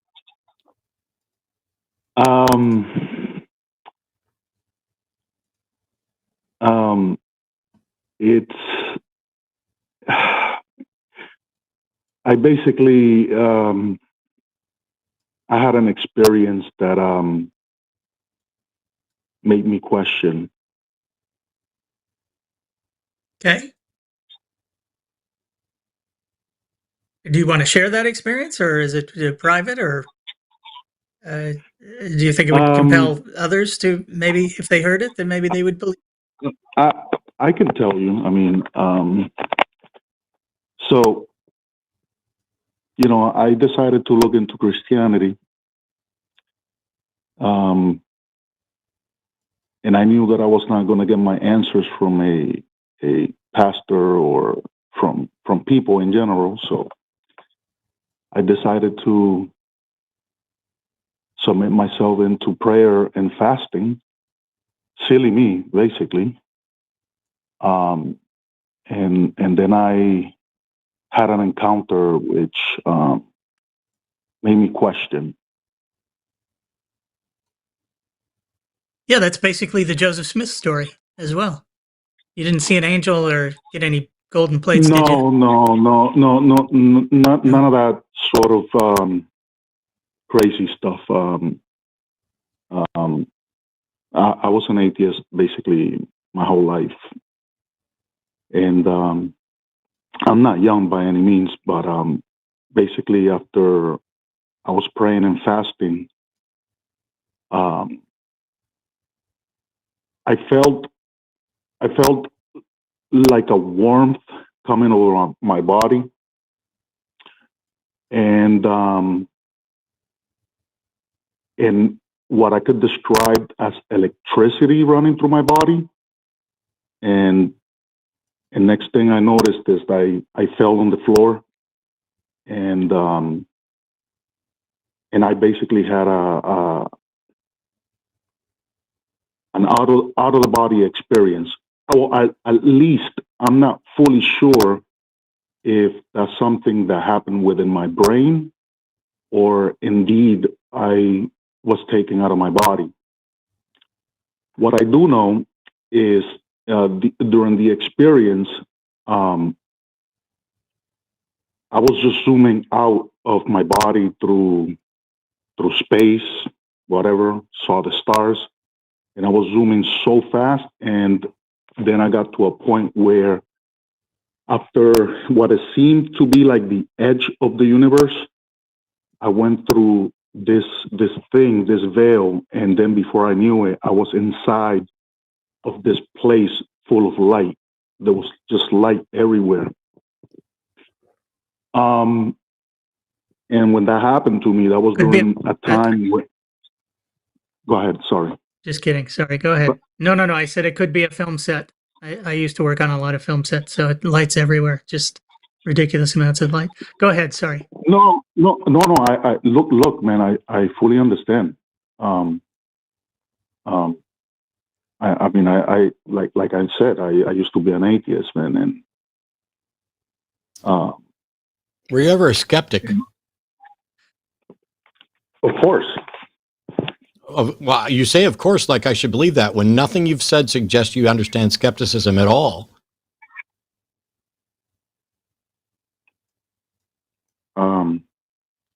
how would you like to validate whether I understand how skepticism works or not? Sure. What is skepticism? Well, skepticism from I mean, it depends if you want to look at the two different Greek philosophies, but you got to really suspend any kind of belief or hastiness into believing or accepting anything until you can really validate something empirically, or at the very least, we really can't give ourselves to any kind of ideas or experiences that other people may have, because at the very end of the day, I mean, there's no way we can validate anybody's introspective experiences, and they don't really bring any value to the table. That's something I do recognize. And yet you're talking about your experience and acting as if it brings value to the table. Well, not yet, but it's something where we can build upon it if you like.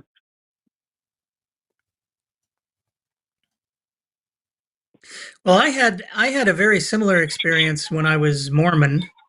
It was General Conference weekend. That's the big weekend for Mormonism. It's 2 times a year, and I was fasting and very inspired by the speeches that year, and I was still making myself crazy hungry with the fast, and I got myself all ginned up, and I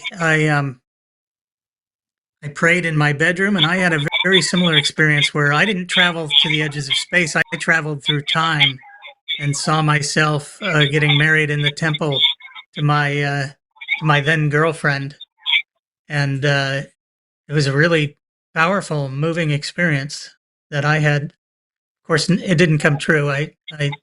We didn't end up getting married. I dumped her like a year later, probably foolishly, because we couldn't keep our hands off each other. Usually a good sign, but not for Mormon kids in their teens. But I don't, I have the experience of having an experience like that, and then coming to a point where Mormonism is one of those religions where you can literally empirically demonstrate that it's full of crap. It's just completely BS, because it makes so many claims about the empirical world regarding the Native Americans and who they were and all that kind of stuff. So you can literally demonstrate that it's wrong. So I have the benefit of having had a big, powerful personal experience like that, which I know now was just completely ridiculous and silly. I'm wondering why you put so much weight in such a personal experience like that, particularly after denying yourself food for probably long periods. You probably went into it with something more, I would suspect, if you're investigating Christianity. So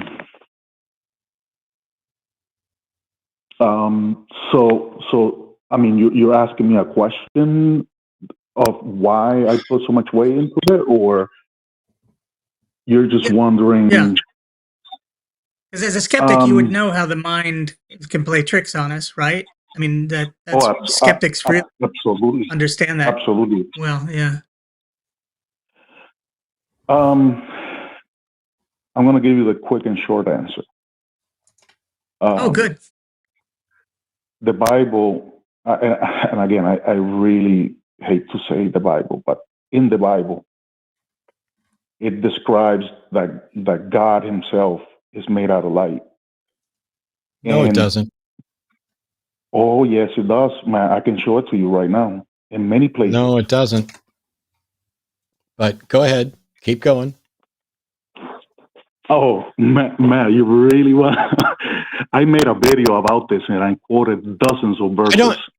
William, I don't give a shit what you made a video of. The Bible does not say God is made of light, but even if it did, continue and explain Brian's question, which is why you're putting so much emphasis on your experience. I don't know what the fuck that has to do with God being made of light, but you're wrong. The Bible does not say God is made of light in the sense you're talking about. But continue.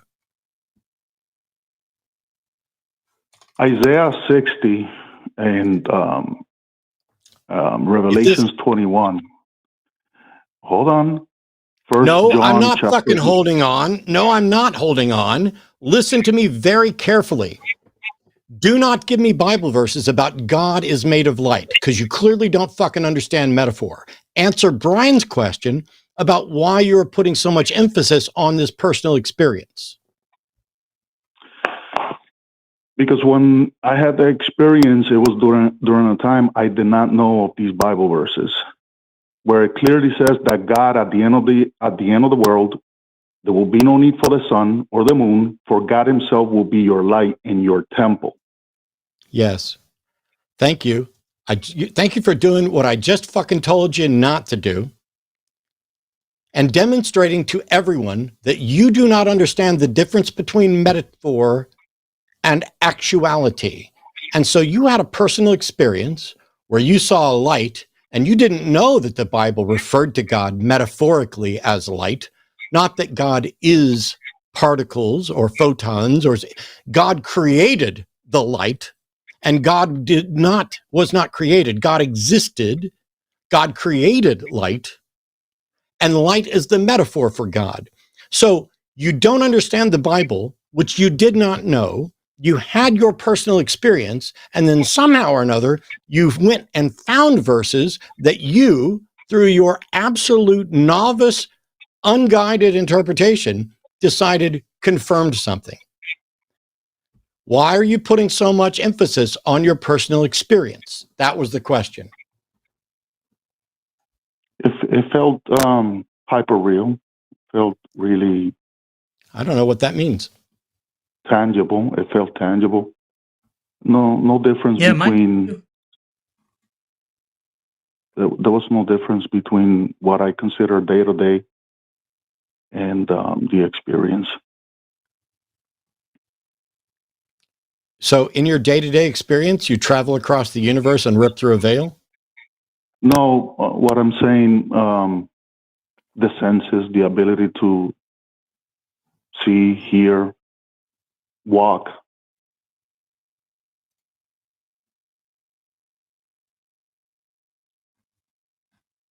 And you don't think that could just be your mind playing tricks on you? It could be. It could be. I understand that the mind can trick us into believing all sorts of things. So then why wouldn't you withhold judgment? Why wouldn't you just say, well, that was interesting. I don't have any way to test or know what the heck that was. But we do know that my mind is able to play tricks on me like this. I'm going to have to mute you every time Mr. Deity is talking, because you don't have your system muted, so we're getting the audio reflected back through this. So I'll unmute you as soon as he's done. My apologies. The end of my question. Oh, okay. So let's get William back to answer the question. Did you I'm get sorry, that? Could you repeat that again? Because it was breaking up.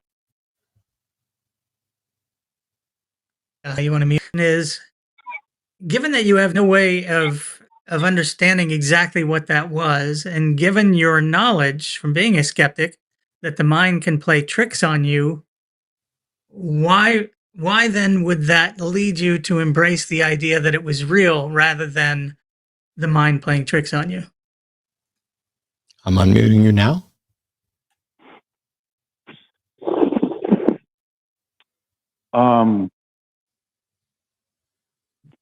I simply will have to say that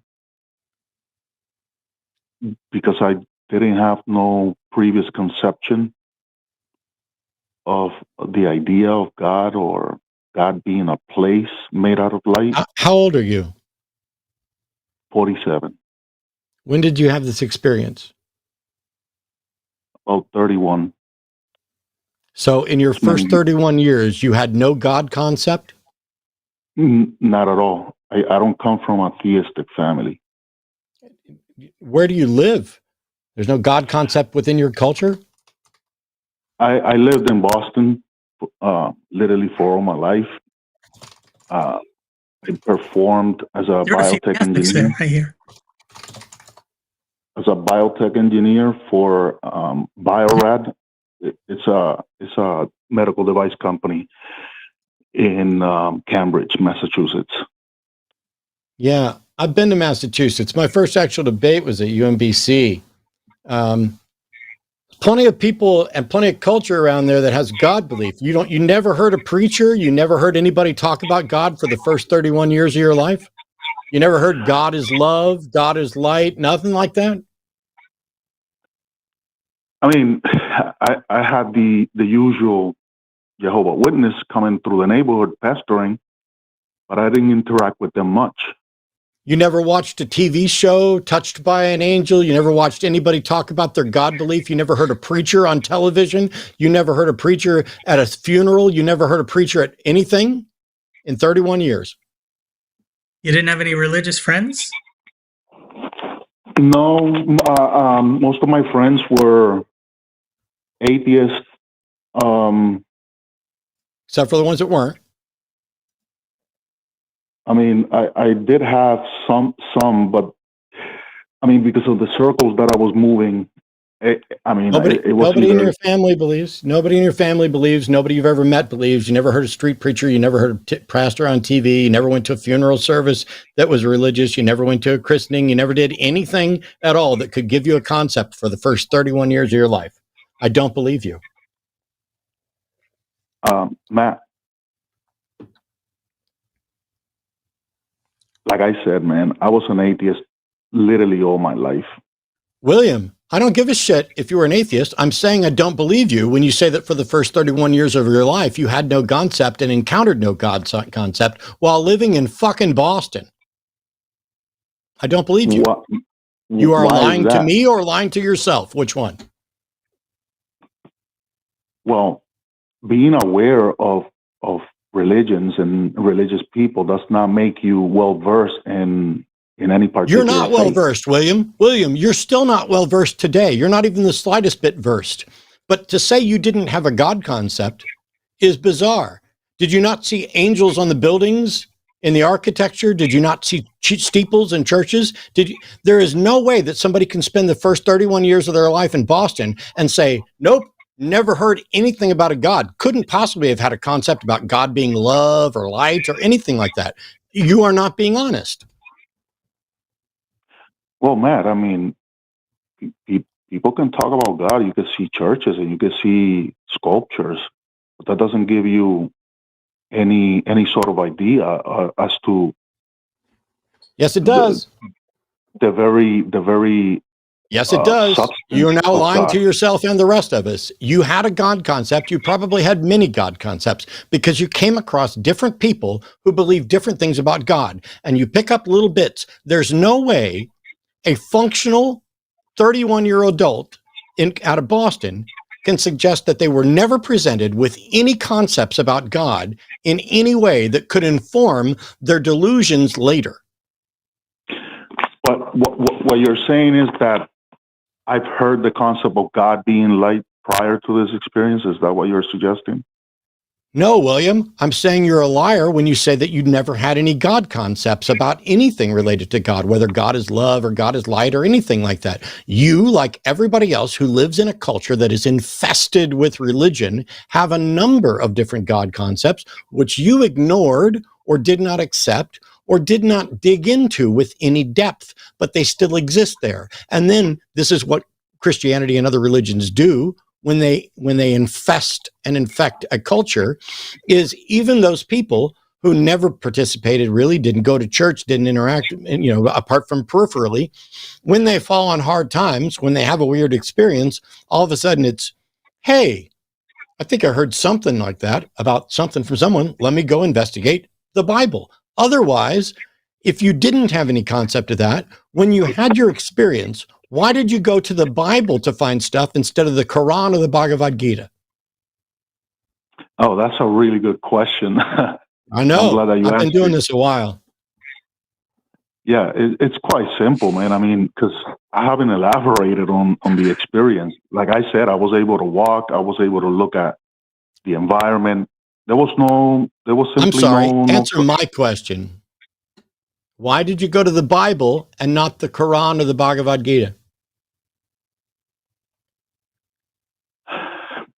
It's quite simple, man. When I had the experience, I had a being made out of light also approach me, and he told me, this place is God the Father. Okay. Why did you go to the fucking Bible instead of the Quran or the Bhagavad Gita? Answer my question, or I'm not asking it again. I think I answered it. I mean, because I don't think You didn't. any other religion. You didn't, William. You didn't, William. You didn't. Which religion calls God Father besides How would you Christianity? fucking know that if you had no exposure to God concepts, you fucking liar? See, here we go again, man. Why are you insulting me? I haven't even told you the whole experience, and you want to go I'm ahead not and insult insulting me. you. I'm calling a liar, and I just use reason to expose your obvious lie. The reason for asking the question of why you went to the Bible was to expose the fact that you did have some knowledge and understanding of a God, which is why it directed you to the Bible that you had already been polluted with instead of some other religious holy book. You are lying. You may be lying to yourself as well, but you're lying. And how will you be able to know that and prove that? I mean, because I just fucking proved it. I just fucking proved it. You don't get to say that you have no... Shut up, William. Shut up. I'm going to mute you. You don't get to say, I had no God concept. There was no reason for me to know anything about this. And then say, when I had my experience and it referred to itself as God the Father, I instantly knew I needed to go to the Bible and not to some other holy book. You liar. Continue. Yeah, that's a pretty bad one. Were you paying attention to everything that I was saying? Yes, and that's why I exposed you as a liar, and now I'm done paying attention to anything you're saying. Say goodbye, William. Bye-bye.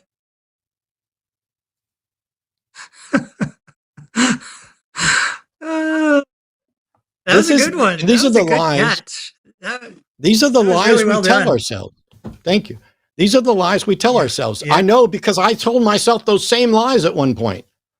The desperate flailing that people try to do. Now, I didn't have that exact same lie because I was indoctrinated to Jesus from before I crawled out of a womb. And I walked down the aisle at the age of 5, and everybody around me believed. Somebody in chat, Velner9, says Matt needs a vacation. Guess who's getting a vacation, Velner? Yay! Yay! All right. Vacay. We got 2 more callers. One that may not take very long and could be spicy, and one that'll be good. So Alive Nihilist is calling from India. Pronouns are he, him. What's up? How are you doing? Yeah, hello. I believe now you can hear me. Yes. Yes. Yeah. Hello, Matt. Hello. Sorry, I don't know your name. Sorry. Mr. Deity, Brian. Mr. Deity. Mr. Deity, Brian. Yeah, Mr. Deity. Matt, I'm from India, as you read. I have talked to you earlier on the line. Matt, recently, due to all the things happening abroad in America, the feeling to I can call it the feeling or the thing, or the fear. It has caused me to get into the whole thing of debating people and getting people recognize people of my community. I am a bisexual person.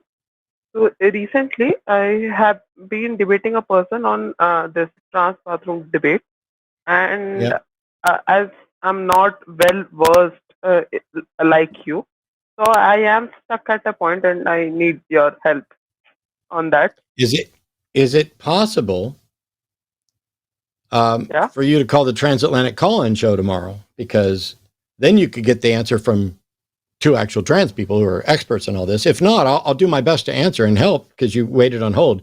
But I just want to remind people, and it's a good opportunity to remind everybody, that in addition to this program, which airs on Wednesday nights, there's the Transatlantic Call-In Show, which airs at 2 p.m. Central, so 4 hours earlier before this, where you can actually talk to trans people about this. If you're unable to do that, Alive Nihilist, I will try to give you an answer. But when it comes to bathroom things specifically, I would ask them, how can you tell when someone walks into a bathroom whether or not they are in the correct bathroom? Genuinely speaking, I literally effed up at that point. I literally forgot to ask this question, and I technically let him pivot the whole topic about privacy and things. The main point he gave, and which got me stuck in the debate, was that how would you justify taking my right to privacy in order to get someone in a bathroom?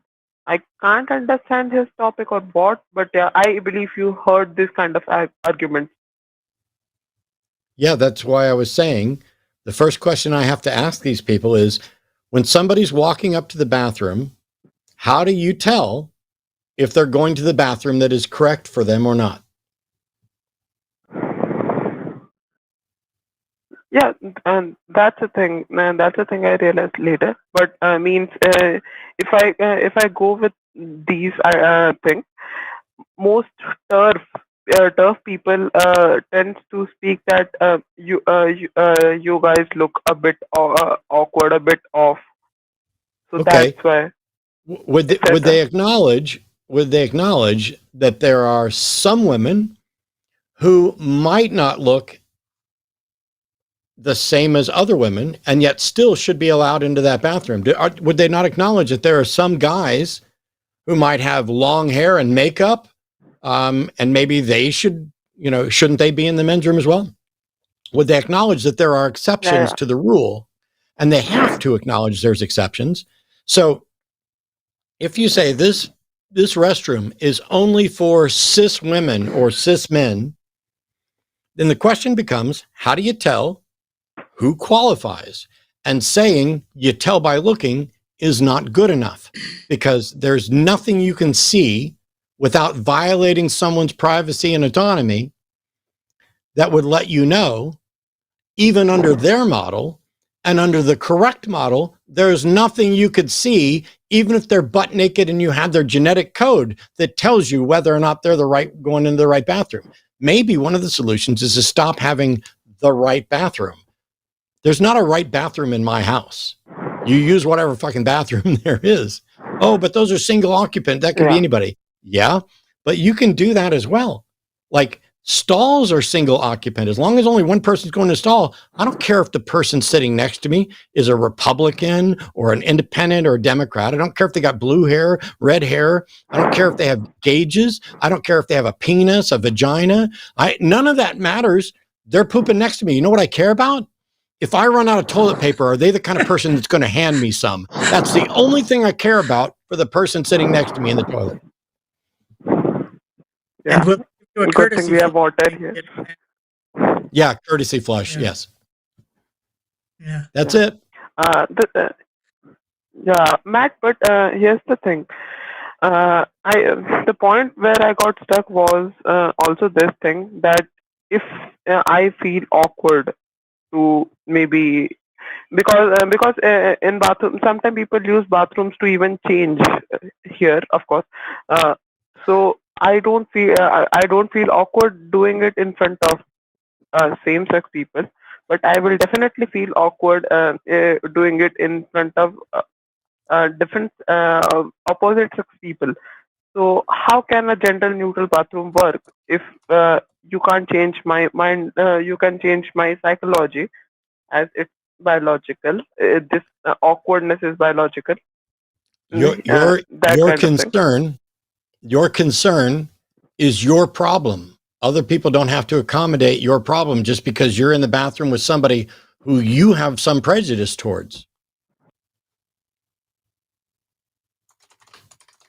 Yeah, yeah, I get it. I believe, thanks for these answers. I believe it might help me next time. And yeah, would you like to give me a small walkthrough to whenever I get into, because I constantly get into debates of bathroom or sport. So can you give me a little walkthrough that I can follow so that the topic that they don't pivot over the topic and uh, yeah, the rest. No. Yeah. I'd recommend tuning into the Transatlantic show tomorrow, watching some of that content, but I'm not going to give you a walkthrough of how to have arguments because you need to study and not be handed the answer. And until you have a comfort and are decent at it, you shouldn't be doing it. Get it. I get it. Remember get it. Right. I'm not very. There was a time very long ago in America where people were uncomfortable. White people were uncomfortable with people going into the bathroom with a black person. Yep. Or getting into a swimming pool, or even having their kids come to the same school as their kids. I mean, these are these things that we just have to. Yeah, Deity, I definitely used that argument. Yeah, I definitely used that argument of same thing happened with black people. If that was segregation, then why isn't this the basic and the whole thing is that because those were biological women and these aren't. These were trans women, and etc. That kind of thing. Trans women are biological as well. See, this is why you are in over your head. You don't understand the issue. You're talking about biological women as if. Here's what you need to do. Since you're not in the United States, you won't be able to go to the American Atheist Convention that is taking place this weekend.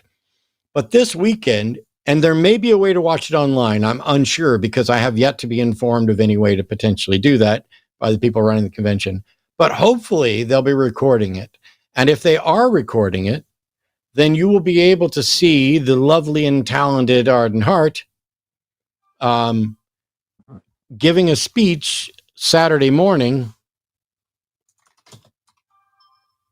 Oh, never mind. But you'll be able to see her giving a speech Saturday morning that answers and addresses a lot of these things and a lot of these arguments because she's specifically going to talk about transphobia within the secular community. And so the language you're already using, and by the way, I'm not going to beat you up for it because I'm assuming that English is your second or third or fourth or fifth language, and you're already better at English than I am at any of the other languages that you probably speak. But there's something about the particular vernacular and jargon that gets used in these debates and discussion. And one of the biggest mistakes is to buy into the labeling of the people on one side or the other. And so there's nothing about Arden, for example, that's not biological. And when it comes to sex in the biological sense, like, for example, the Supreme Court of the United Kingdom just ruled, although this is apparently just a reinforcement of existing positions, but that the word woman in law in the UK refers only to biological sex. And this plays right into the transphobes' hands of, it's about biological women. And it's all a lie. I'd recommend finding a way to watch Arden's talk from the American Atheist Convention. And for anybody who can get there, go.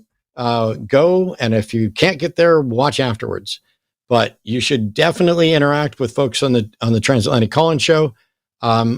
We do not have time left in the show to give you a primer on how to argue against a fictional person who isn't here to respond, because all they have to do is change one thing about one word about the response, and everything that we just taught you is useless.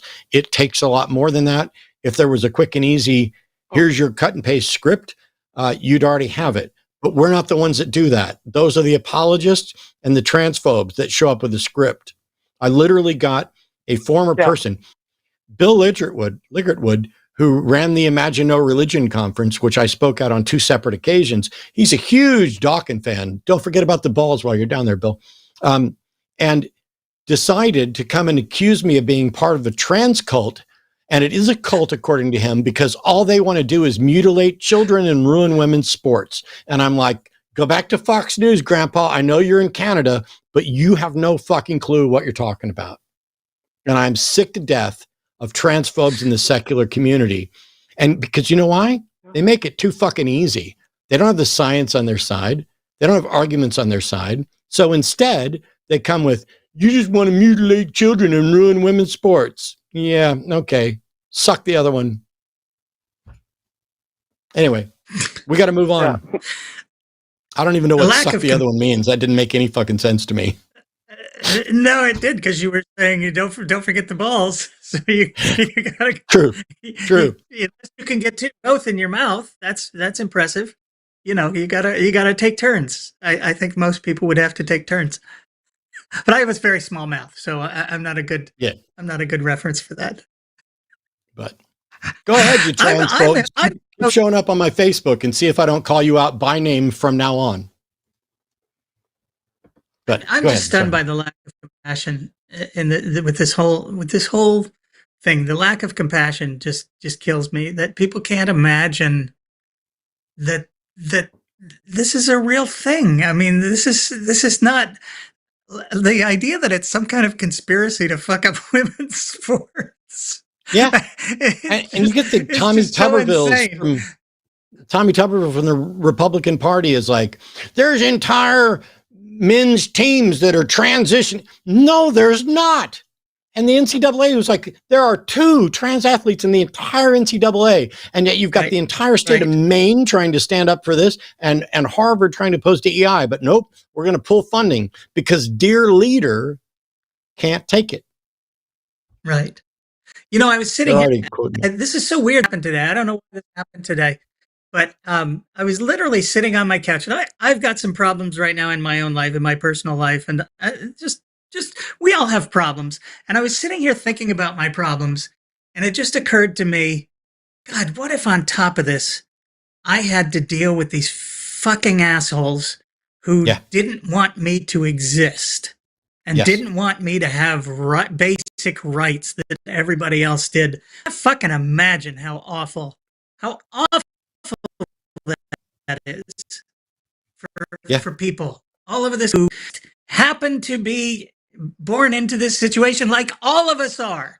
We're just all born into the shit that we're born into, and you got to deal with it. But people make it so fucking hard for other people to be able to live and deal with the shit that they were born into like everybody else is so fucking, it's just, there's no heart. There's just no heart whatsoever. And to these silly ideas of we want to mutilate kids and ruin. Yeah. I mean, it's just, and really, it's weird so bizarre because I haven't done a lot of shows on it recently because there's been too many other bigger fish to fry, but I'm opposed to routine infant circumcision. I think that is unwarranted mutilation of children's genitals. Absolutely. I'm opposed to it. The scientific community says it's unnecessary, but we keep doing it. They keep pointing to it. Right. Well, there's some little benefit somewhere. There's no more benefit to doing that than there is to washing it in the shower. And I have yet to meet anybody with a penis who hasn't found some time to mess around with it in the shower. But you know, I could be wrong. But it is a real issue. Yeah. I was a Mormon, couldn't do that. Yeah. All right, we have one final call. God cry. God frequently. So sorry. We have one final call before we get to super chats. And this one hopefully is very important and will get information to people. Z is calling from Nevada. They're part of a tour called the Unfuck America Tour. Z, tell us what we're missing on this Unfuck America Tour, because I'd love to unfuck this country. Nice.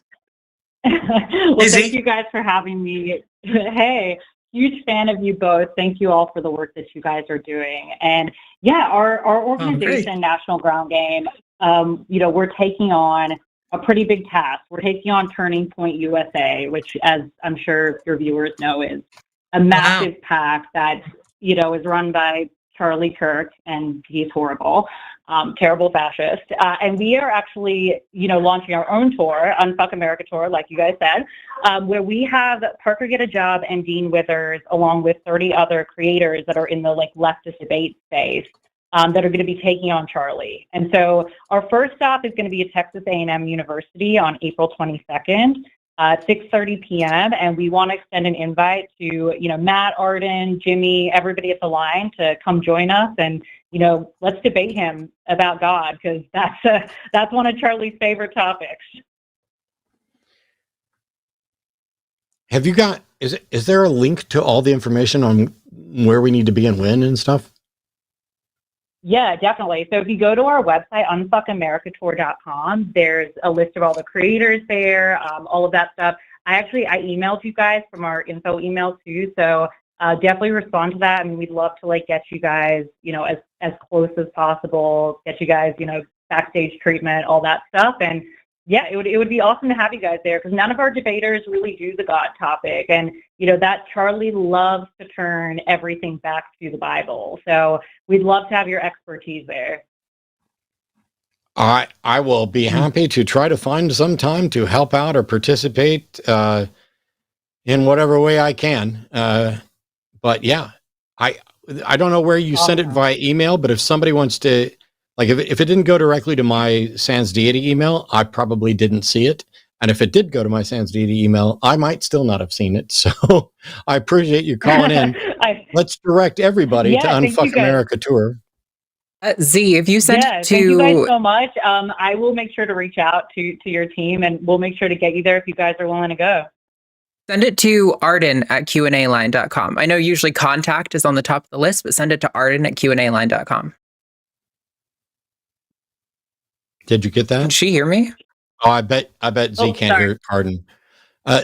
Arden just chimed in and said, can you send it to Arden at qanaline.com instead of contact at, and she'll get on it.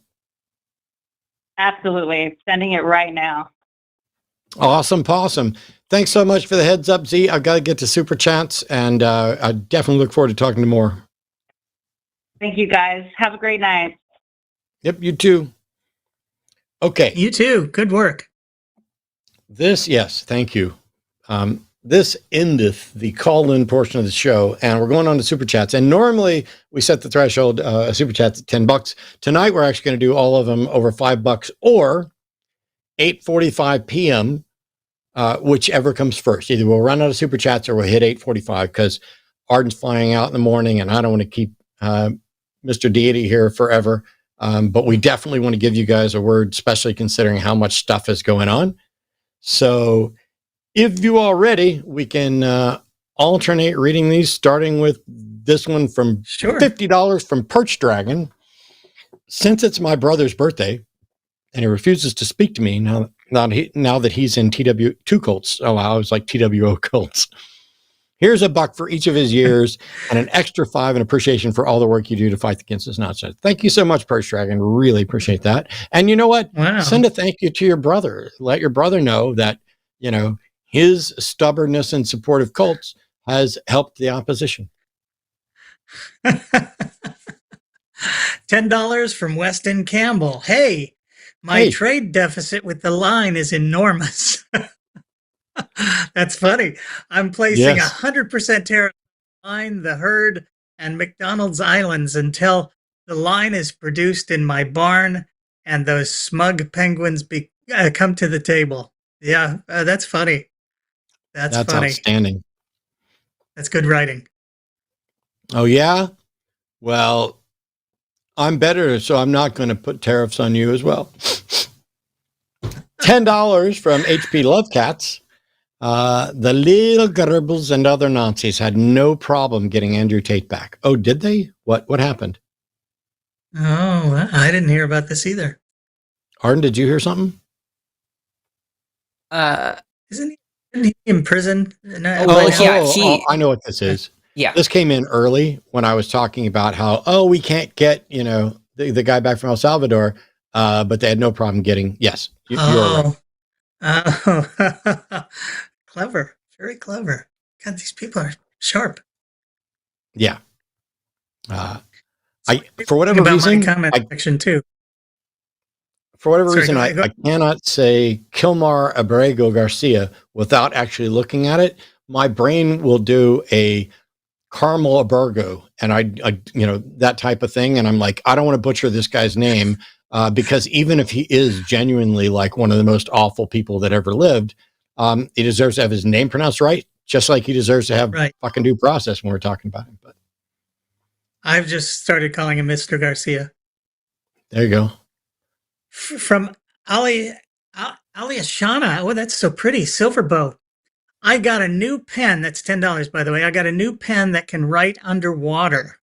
It can write other words too. Nice. Ali Ashana is always. Oh yes, she comes with the puns and the funs all the time.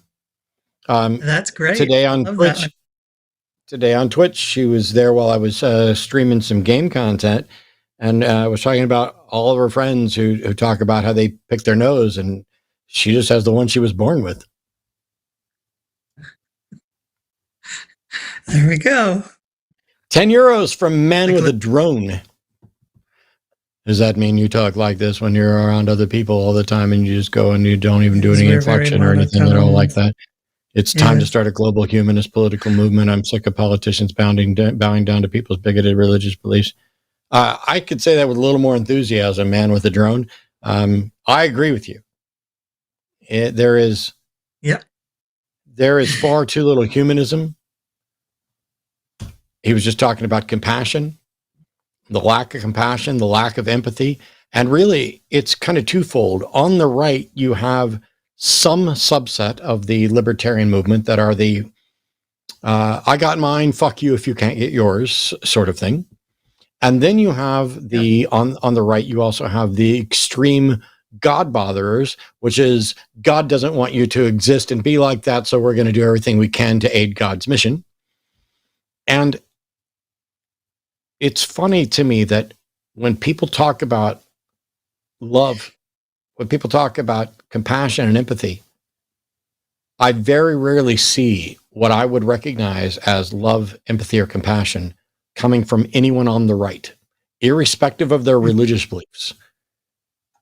Right. And what I do see that is genuinely a problem is an amplification of empathy from some on the left who are so frustrated at the constant attacks on any empathy that they can no longer operate rationally on behalf of that empathy. It becomes, and that's not their fault.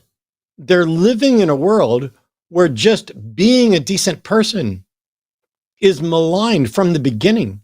We don't teach people how to be good people. We stigmatize people when they're in the classroom. Oh, I hope the teacher doesn't call on me and ask me if I know the right answer, because then I'll be mocked, probably by the teacher as well. Oh, I don't want to ask that person out because if they say no, that will be the end of the world. Oh, I don't want to be nice to this person that everybody else dislikes or sidelines because that will move me out of the in crowd or any hope of being part of the cool kids club, and it will put me in with the weirdos and the geeks. And then the weirdos and the geeks get together and they form their own clique and they marginalize the people that nobody wants to. We built a society of this where it seems like there's inclusion because we're including each other and fucking over the people we don't want to include. Right. It's a lie. Right. That's a great way to say it. 10 pounds from Harder Gamer. Harder than you, Matt? I don't think so. No. That's a request. UK. Harder Gamer, harder. Oh my God. Oh my God. Okay. UK went back 75 years on trans rights yesterday after the Supreme Court ruling on their definition. They now can sit on public boards as women or use women's toilets. JKR has a lot to answer for. Yeah. Yeah, I've been watching a lot of is it LBC stuff when I'm talking about this. It's just again, it's also ridiculous. And this is one of those problems where I really feel like we wouldn't have a problem if it weren't for religion. It's like gay rights. It's like who would care? Why do you care? It just that's the other thing that I don't get. Why do you care whether so many of these things just seem to be these ancient voodoo-ish kind of things that will let the devil into your soul if you participate in them, and like what time are we living in? Is this 200 BCE, or are we living in the 21st century? It just seems so strange to me, and it does seem to be rooted in so much of this nonsense, just pure nonsense. I agree. I also think it's difficult to say what's at the core of it, because let's imagine for a second you're putting together laws on something that will eventually become a religion. You didn't get those from the religion. You got those from whatever bigotry is around or whatever your personal preferences are. So even some ancient machismo, toxically masculine, I'm the head of my farm and women folks and my workers will not, that gets encoded and becomes religion, and then permeates to the point where even non-religious people are that way. And we are so worried about and fearful of our own sexuality that becomes the cornerstone of so much of it. Oh, some dude hit on me. Does that mean I'm effeminate? Does that mean I look like a woman? Does that mean what's going to happen? No, somebody liked you. Just be happy. Hey, if it's not your thing, keep going. But they think it makes them less of a man. And so they're fearful of that. And that's why they're like, when it comes to trans women, well, we can always tell, and we can see this, and I'm going to know from the beginning. And then immediately, without even missing a beat, much like the callers earlier who want to say what is possible without demonstrating it, right after they say we can always tell, it's like, I'm worried about what if I get tricked? What if I go out on a date with someone and it turns out they have a pee-pee? Oh, I thought you said you could always tell. If you can always tell, you can't be tricked. Oh, wait, you can be tricked? Right. How was it you were tricked? Did you go out with someone who you were physically attracted to and then have conversations with them and get to like them and care about them, and then something about them turned out to be not what your prejudice expected it to be? Congratulations. Everybody's done that with everybody they've ever been in a fucking relationship with. Any of us who've been married can tell you, you find out a lot. And my ex-wife is still one of my best friends and a wonderful person, but there's stuff we both found out about each other while we were together. I mean, duh. Oh, but no, this says something about me and my manhood. No, it doesn't. And to whatever extent it does, the poison there is not the trans person or the gay person. The poison is your concept of manhood. I have no concerns at all about your concept of manhood and how it applies to me. Oh, Matt's gay. Matt does this. Whatever fictional sexual life I'm having in those fantasies while I'm living rent-free in your head, good for me. Good for me. It's definitely more interesting than anything I'm doing in real life. That's so funny. I got a lot of that when I first started doing Mr. Deity. Everybody thought I was gay because I'm a classic highly sensitive male.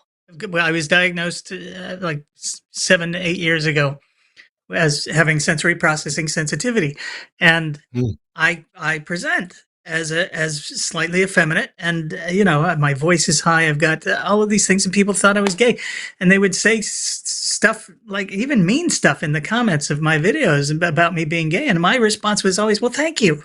I all of my the best people I know, so I'm thrilled to be popped in with that group." Just I don't know why people feel the need to make these.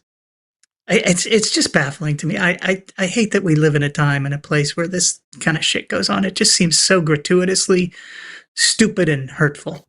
Okay, is this me? $5, California, from Canada. California doesn't have its own money yet. Not yet. We're coming up on it. We might secede. I don't know. Is this like? Am I supposed to be able to pronounce this, or do I just David read it? Haxor. Fours are A's, David O's are O. Oh my goodness! There we go. Okay, I'm really bad with that stuff. Arden is We're the not voice weak. of God. Prove wrong. Yeah, I don't know that you can prove that wrong. Yeah, I don't think so either. $20 and thank you, and $20 thank you from Tracy McGee. I appreciate what you and others do on this channel. For the past 8 years, I've been a listener, and you all have helped me deconvert and become a better thinker, skeptic. Thank you, Tracy. I greatly appreciate it.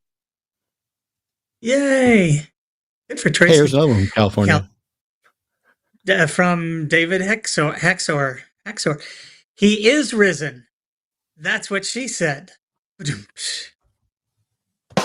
I almost put that in a comment. So someone was asking what was the proper, was it Seth Andrews today on YouTube? What's the proper response to he is risen? And he had the two responses. One of them was, he is risen indeed. And the other one was, that's what she said.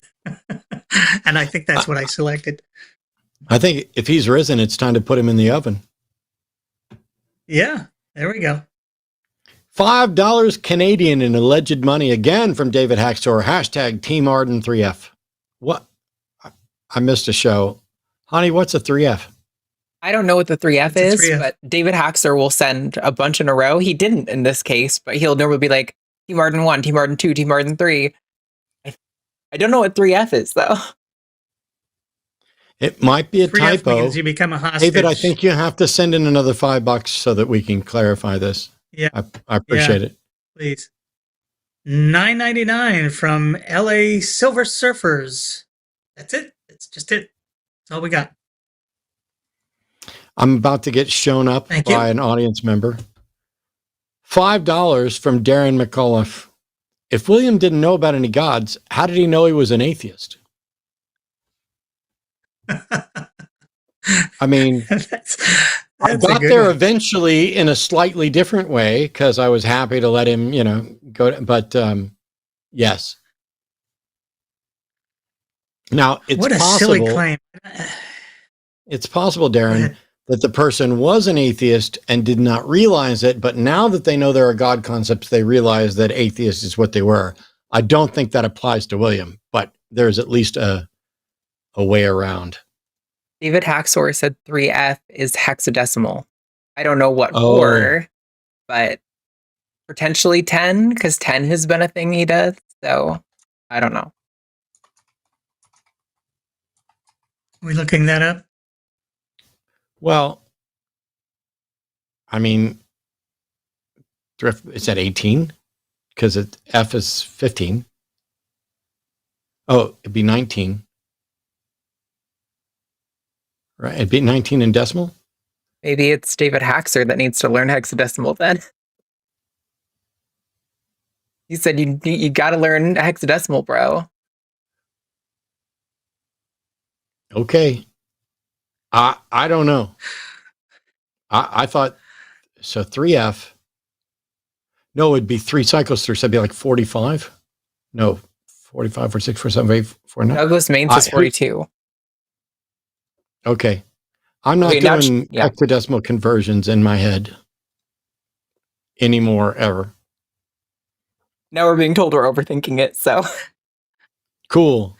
I guess we should move on. Yeah, especially since he's not contributing 5 for each of those corrections. Yes. You're up, sir. Canadian $5 from David Haxor. Proposal. Divide bathrooms by standing, sitting express, and sitting need more time to work through the crap. I like that. I could go with that. I prefer it to some other options for sure. $5 from Mira G. Came into the show late, was chilling with Lux's Wednesday stream for some self-care. I hope everyone's doing as well as you can. I'm going to try and figure this out. I love you all so much. Okay. That's what I choose to believe that. I love you as something, but I love you all so much is almost certainly correct. I'm with you. I'm going with that because I like it. I love it. I want some more of it. 5,000. What is ours? I don't know what ours is. From Horatio Lerda. Clay was verbosity incarnated. I thought only politicians talk a lot without saying anything. Go line, go. No, it's the religious too. They're really good at it. And Deepak Chopra, by the way, he's the king. That's Argentine pesos. Oh, there we go. So thank you very much. Or muchas gracias. Which might also be wrong, I just realized. $10 from Mike_Internet1941. Suck the other one rules. Thanks for this, Matt. That was one of my stuff like that happens. Oh. Here's how stuff like that happens. I have old name calling from back when I was a Christian and a bigot. Then I have middle-ranged name calling from back when I was no longer a Christian, but didn't really care too much about whether or not slurs were gendered or racist or whatever else.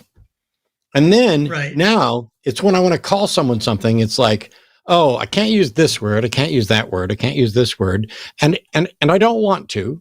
It's just I'm looking for something that has the same gravitas and impact. Yes. And then when my brain can't come up with it, it just comes up with something stupid like suck the other one.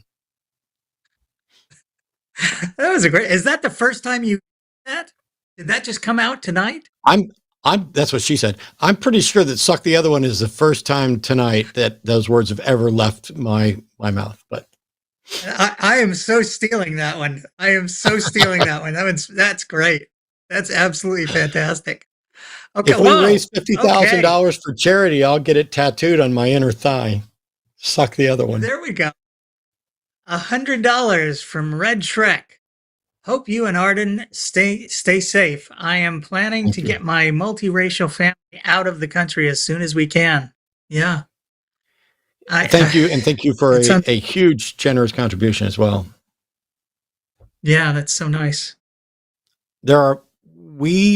So I don't know how many people are familiar. Amongst the left-leaning political lawyer-y talking heads is also Legia Miller. I highly recommend her content. Mm-hmm. It's really good. She seems to be a person I would love to hang out with. She just did how much at risk are you? From like get the fuck out risk to start packing your bags to keep an eye out to, all the way down to you're probably safe.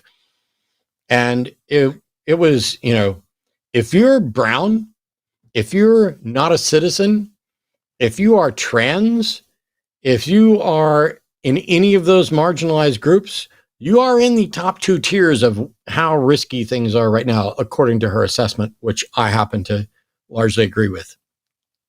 I'm just fine, by the way. Don't get me wrong. I'm now a target because I'm doing these shows and because, I'm outspoken on behalf of, LGBTQIA plus rights, right down to calling out stuff when people are trying to shit on asexuals or whatever. It doesn't matter. And I fucking hate the administration. I hate the violations of the Constitution. I am a target. And I expect that when they start shutting people down, once I get rid of the people who have bigger audiences than I do, they'll shut me down too. But I'm pretty safe because at any point I can just go back to being a cishet white dude bigot. And even proclaim Jesus and converted. And then they'll leave me alone. I won't get to live my life as anything other than a complete fraud, but they'll leave me alone. Fortunately, they'll have to kill me before that ever happens. So I don't have any worry about it. Right. Oops. I just sent the exact same super chat up again. $10 for Mr. Boricua. Mr. Dillahunty emitted a certain fervor while explaining the shit show that is the United States. He is correct to be unhinged in his ire toward the demolition of the Constitution of the United States. Thank you. It's crazy. It's absolutely crazy. $5 from A_Crinich. What you all do is so meaningful. Keep it up. Thank you so much. That's so sweet. So nice. Love that people are sending their love in, because when I put together the notes for that opening, trust me, I don't want to be the Chicken Little. I don't want to be fascism taking over and they're going to take away all our rights. They're doing it. They're marching people out of the country and sending them to El Salvador. Yes, they're starting with people who are probably deserving, but we don't know, because they skipped all the due process. It's just, nope, we know it. We don't have to show anybody. That's the point. That's why the system has checks and balances. That's why we built safeguards into the system. This is why we're against vigilante justice, because anybody could lose their mind justifiably and out of anger commit something that is absolutely atrocious while they think they're doing the right thing, that upon reflection and examination, they could find out was absolutely the wrong step and the wrong person. Yeah. If there's not the rule of law, to understand. There's no rule. Go ahead, Matt. Sorry. Yes, I was just going to say, people, and once you've gotten rid of due process, we're all screwed. We are all screwed. Yep. That's the heart of this country, our legal system. Okay. $5 from S Thump. I'm going to say S Thump 10. Great show, Mr. Deity. Why do you think Mormons believe Native Americans are Hebrew? Well, because that's what the Book of Mormon says. It's pretty simple.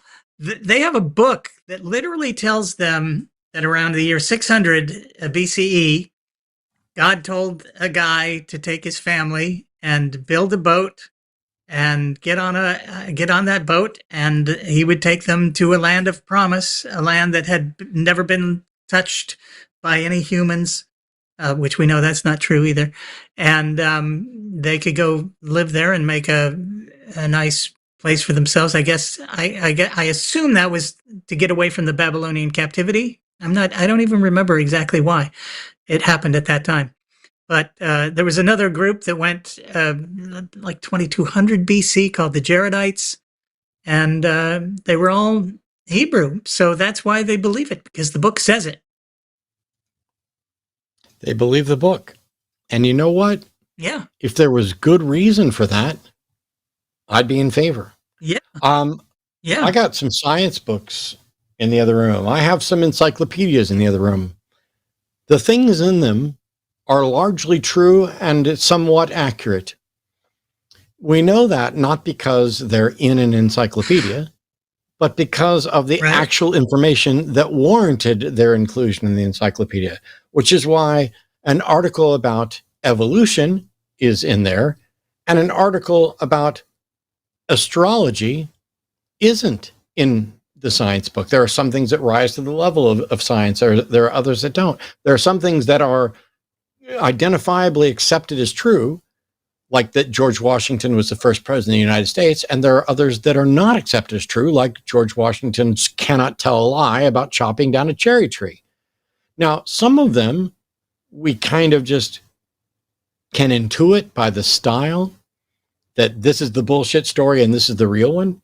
And then you get something like Christianity that comes in and wants to suggest that because they think there's good reason to think Jesus actually existed, that that's a fact, that therefore he also expanded on loaves and fishes and walked on water and raised the dead and cured somebody's blindness, when they can't even demonstrate that he actually existed. I got no problem with the idea that he existed if there's a person there. Right. I have a problem with the claims that not only did he exist, but he did all of these magic things. Okay. I'm a magician. I've toured and worked with some of the finest magicians on the planet.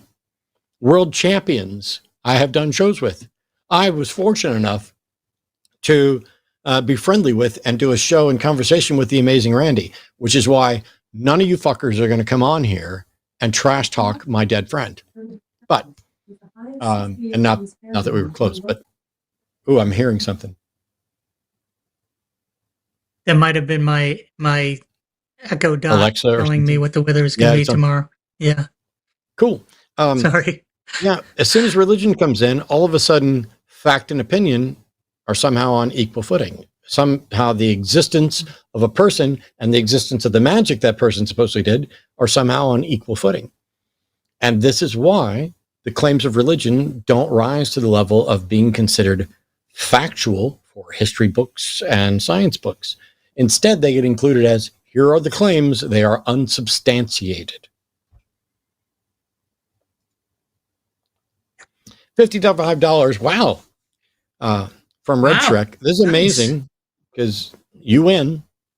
Although somebody here might get mad that Red Shrek's already donated like $155 and they thought they were going to win by donating like $50 or something. And so now you've started a competition right here at the end to see who can beat, Red Shrek for viewer of the day. How do you stay amicable with Christians given the fact that an overwhelming majority of Christians support this shit?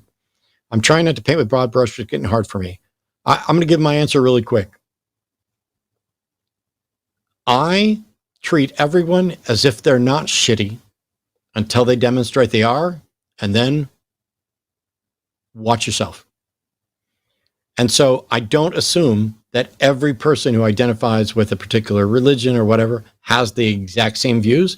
And I don't assume that everybody is similarly or equally informed, especially when we live in a culture where the president, his fucking disgusting minister of propaganda, and various news organizations are spewing out misinformation.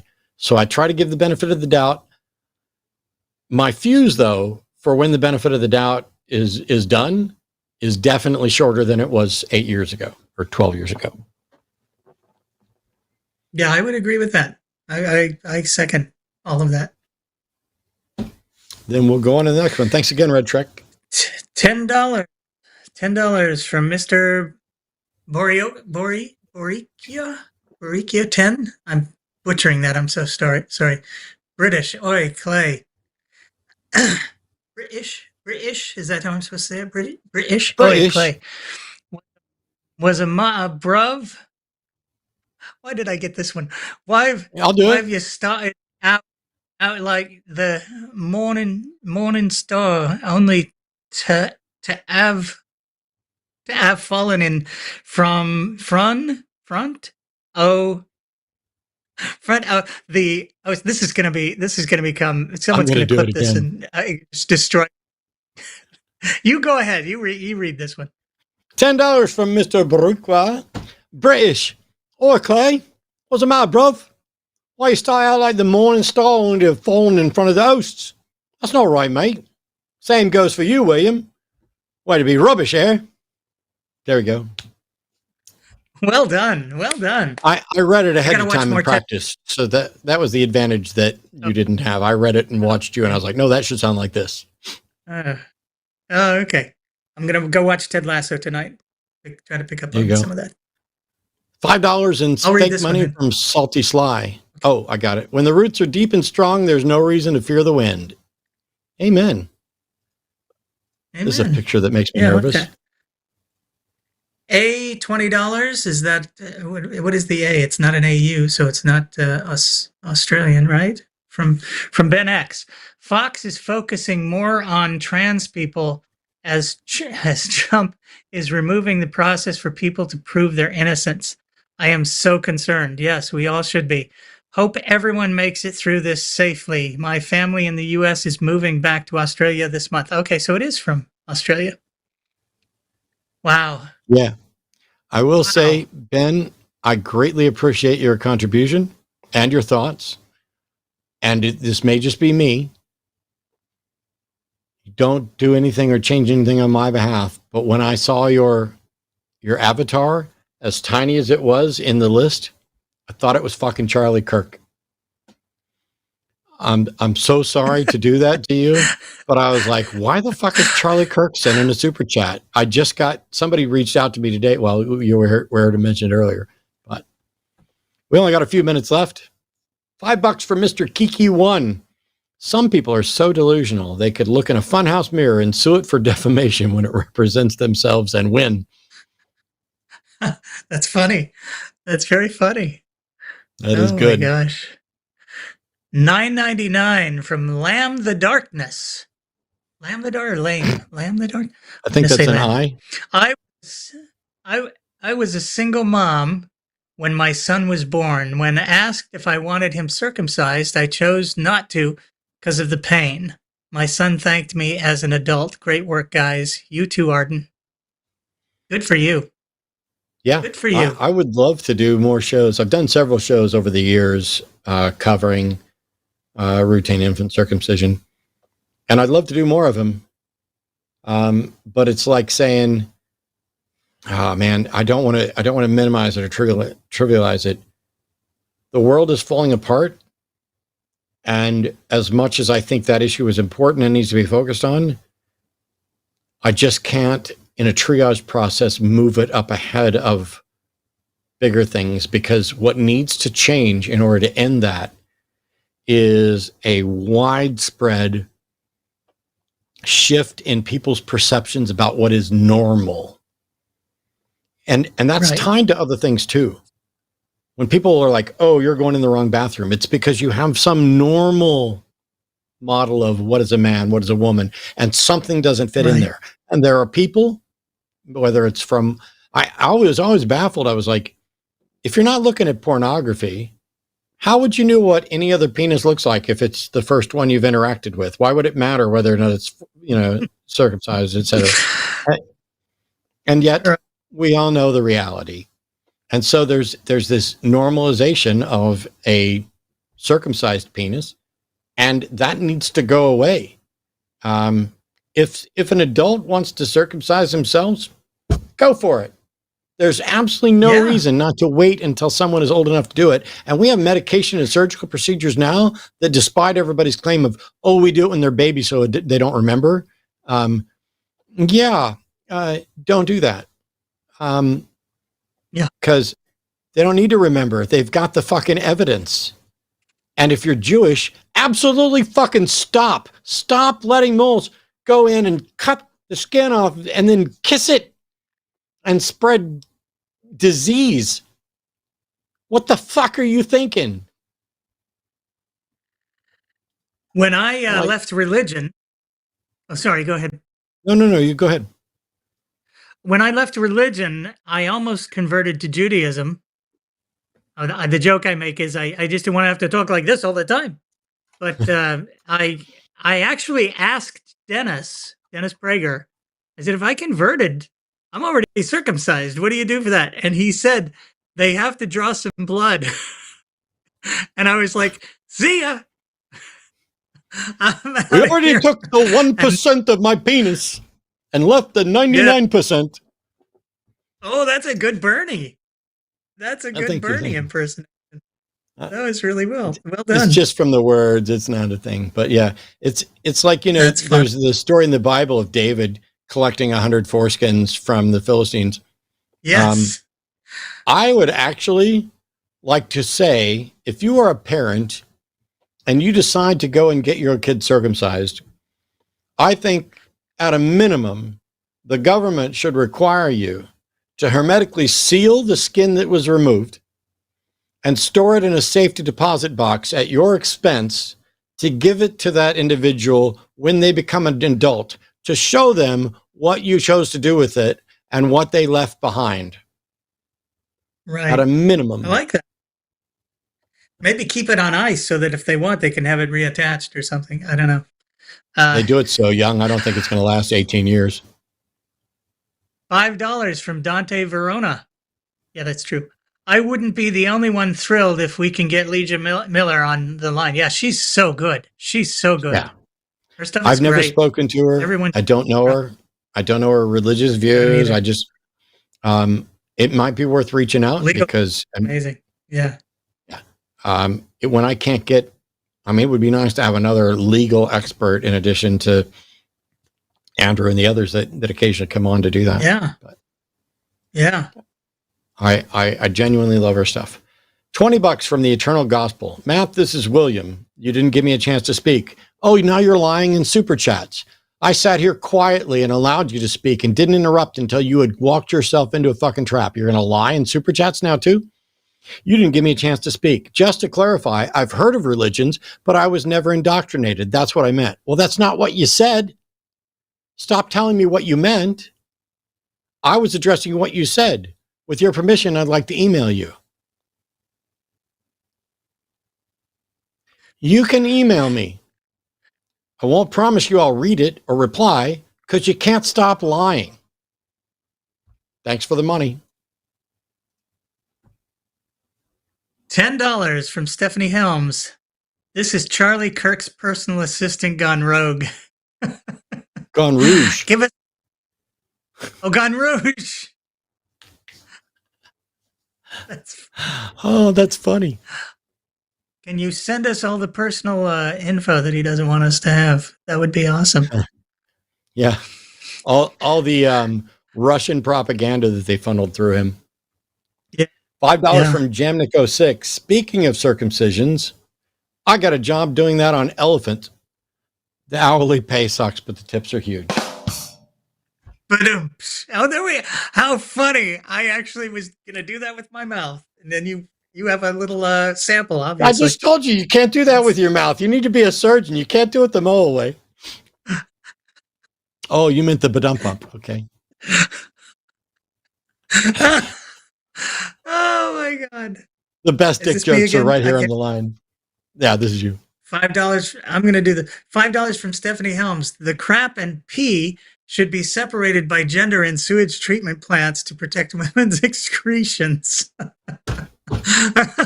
Oh my God. Oh my God. Oh, that was awesome. And we only went 2 minutes over what my limit was. I want to thank everybody for all of the great contributions. That's the last of the super chats, even if you get one. And now I'm not going to take it because we got, all right, there's one from Brent J, which I actually going to do. Here we go. $10 from Brent J. You are our light, Matt. Thanks for being a voice of reason and compassion. DATH, STOW, go fuck yourself, Jimmy. All the stuff. I'm going to skip it for now. And thank you so much, Brent. This has been a show that I didn't expect, didn't want, as is the case with many of the shows that we wind up doing. I've already said a fuck ton, and the United States is a mess. And I can't apologize to the world on behalf of the United States because I don't get to do that. Just like Christians shouldn't be apologizing to me for what other Christians do. Those people should be apologizing, not you. God should be apologizing, not people apologizing on God's behalf. And since I've got Mr. Deity here, why doesn't God apologize? He's never wrong. So, it doesn't even occur to him. He's never thought of an apology, never thought that was something he could ever do. So it's just not on the table. There you go. I don't know if it's anything I can ever do either. So to everybody I've wronged, stay tuned. Maybe I'll apologize to you someday. But thanks everybody for tuning in. Don't forget to tune into the other shows here on the Line Network. Go to QNAline.com. You can go to linemerch.com to get merchandise. You can go to patreon.com/calltheline to support us there. Like, subscribe, join, do all of those things on this channel and all of the content from all the shows. Monday's going to be Skeptalk. Tuesday is Chewed Gum. Wednesday's the Hang Up. Thursday is Transatlantic Call-In Show. And there's 2 shows on Sunday because we just can't get enough of this God botherer talk, no matter how bad it is. See you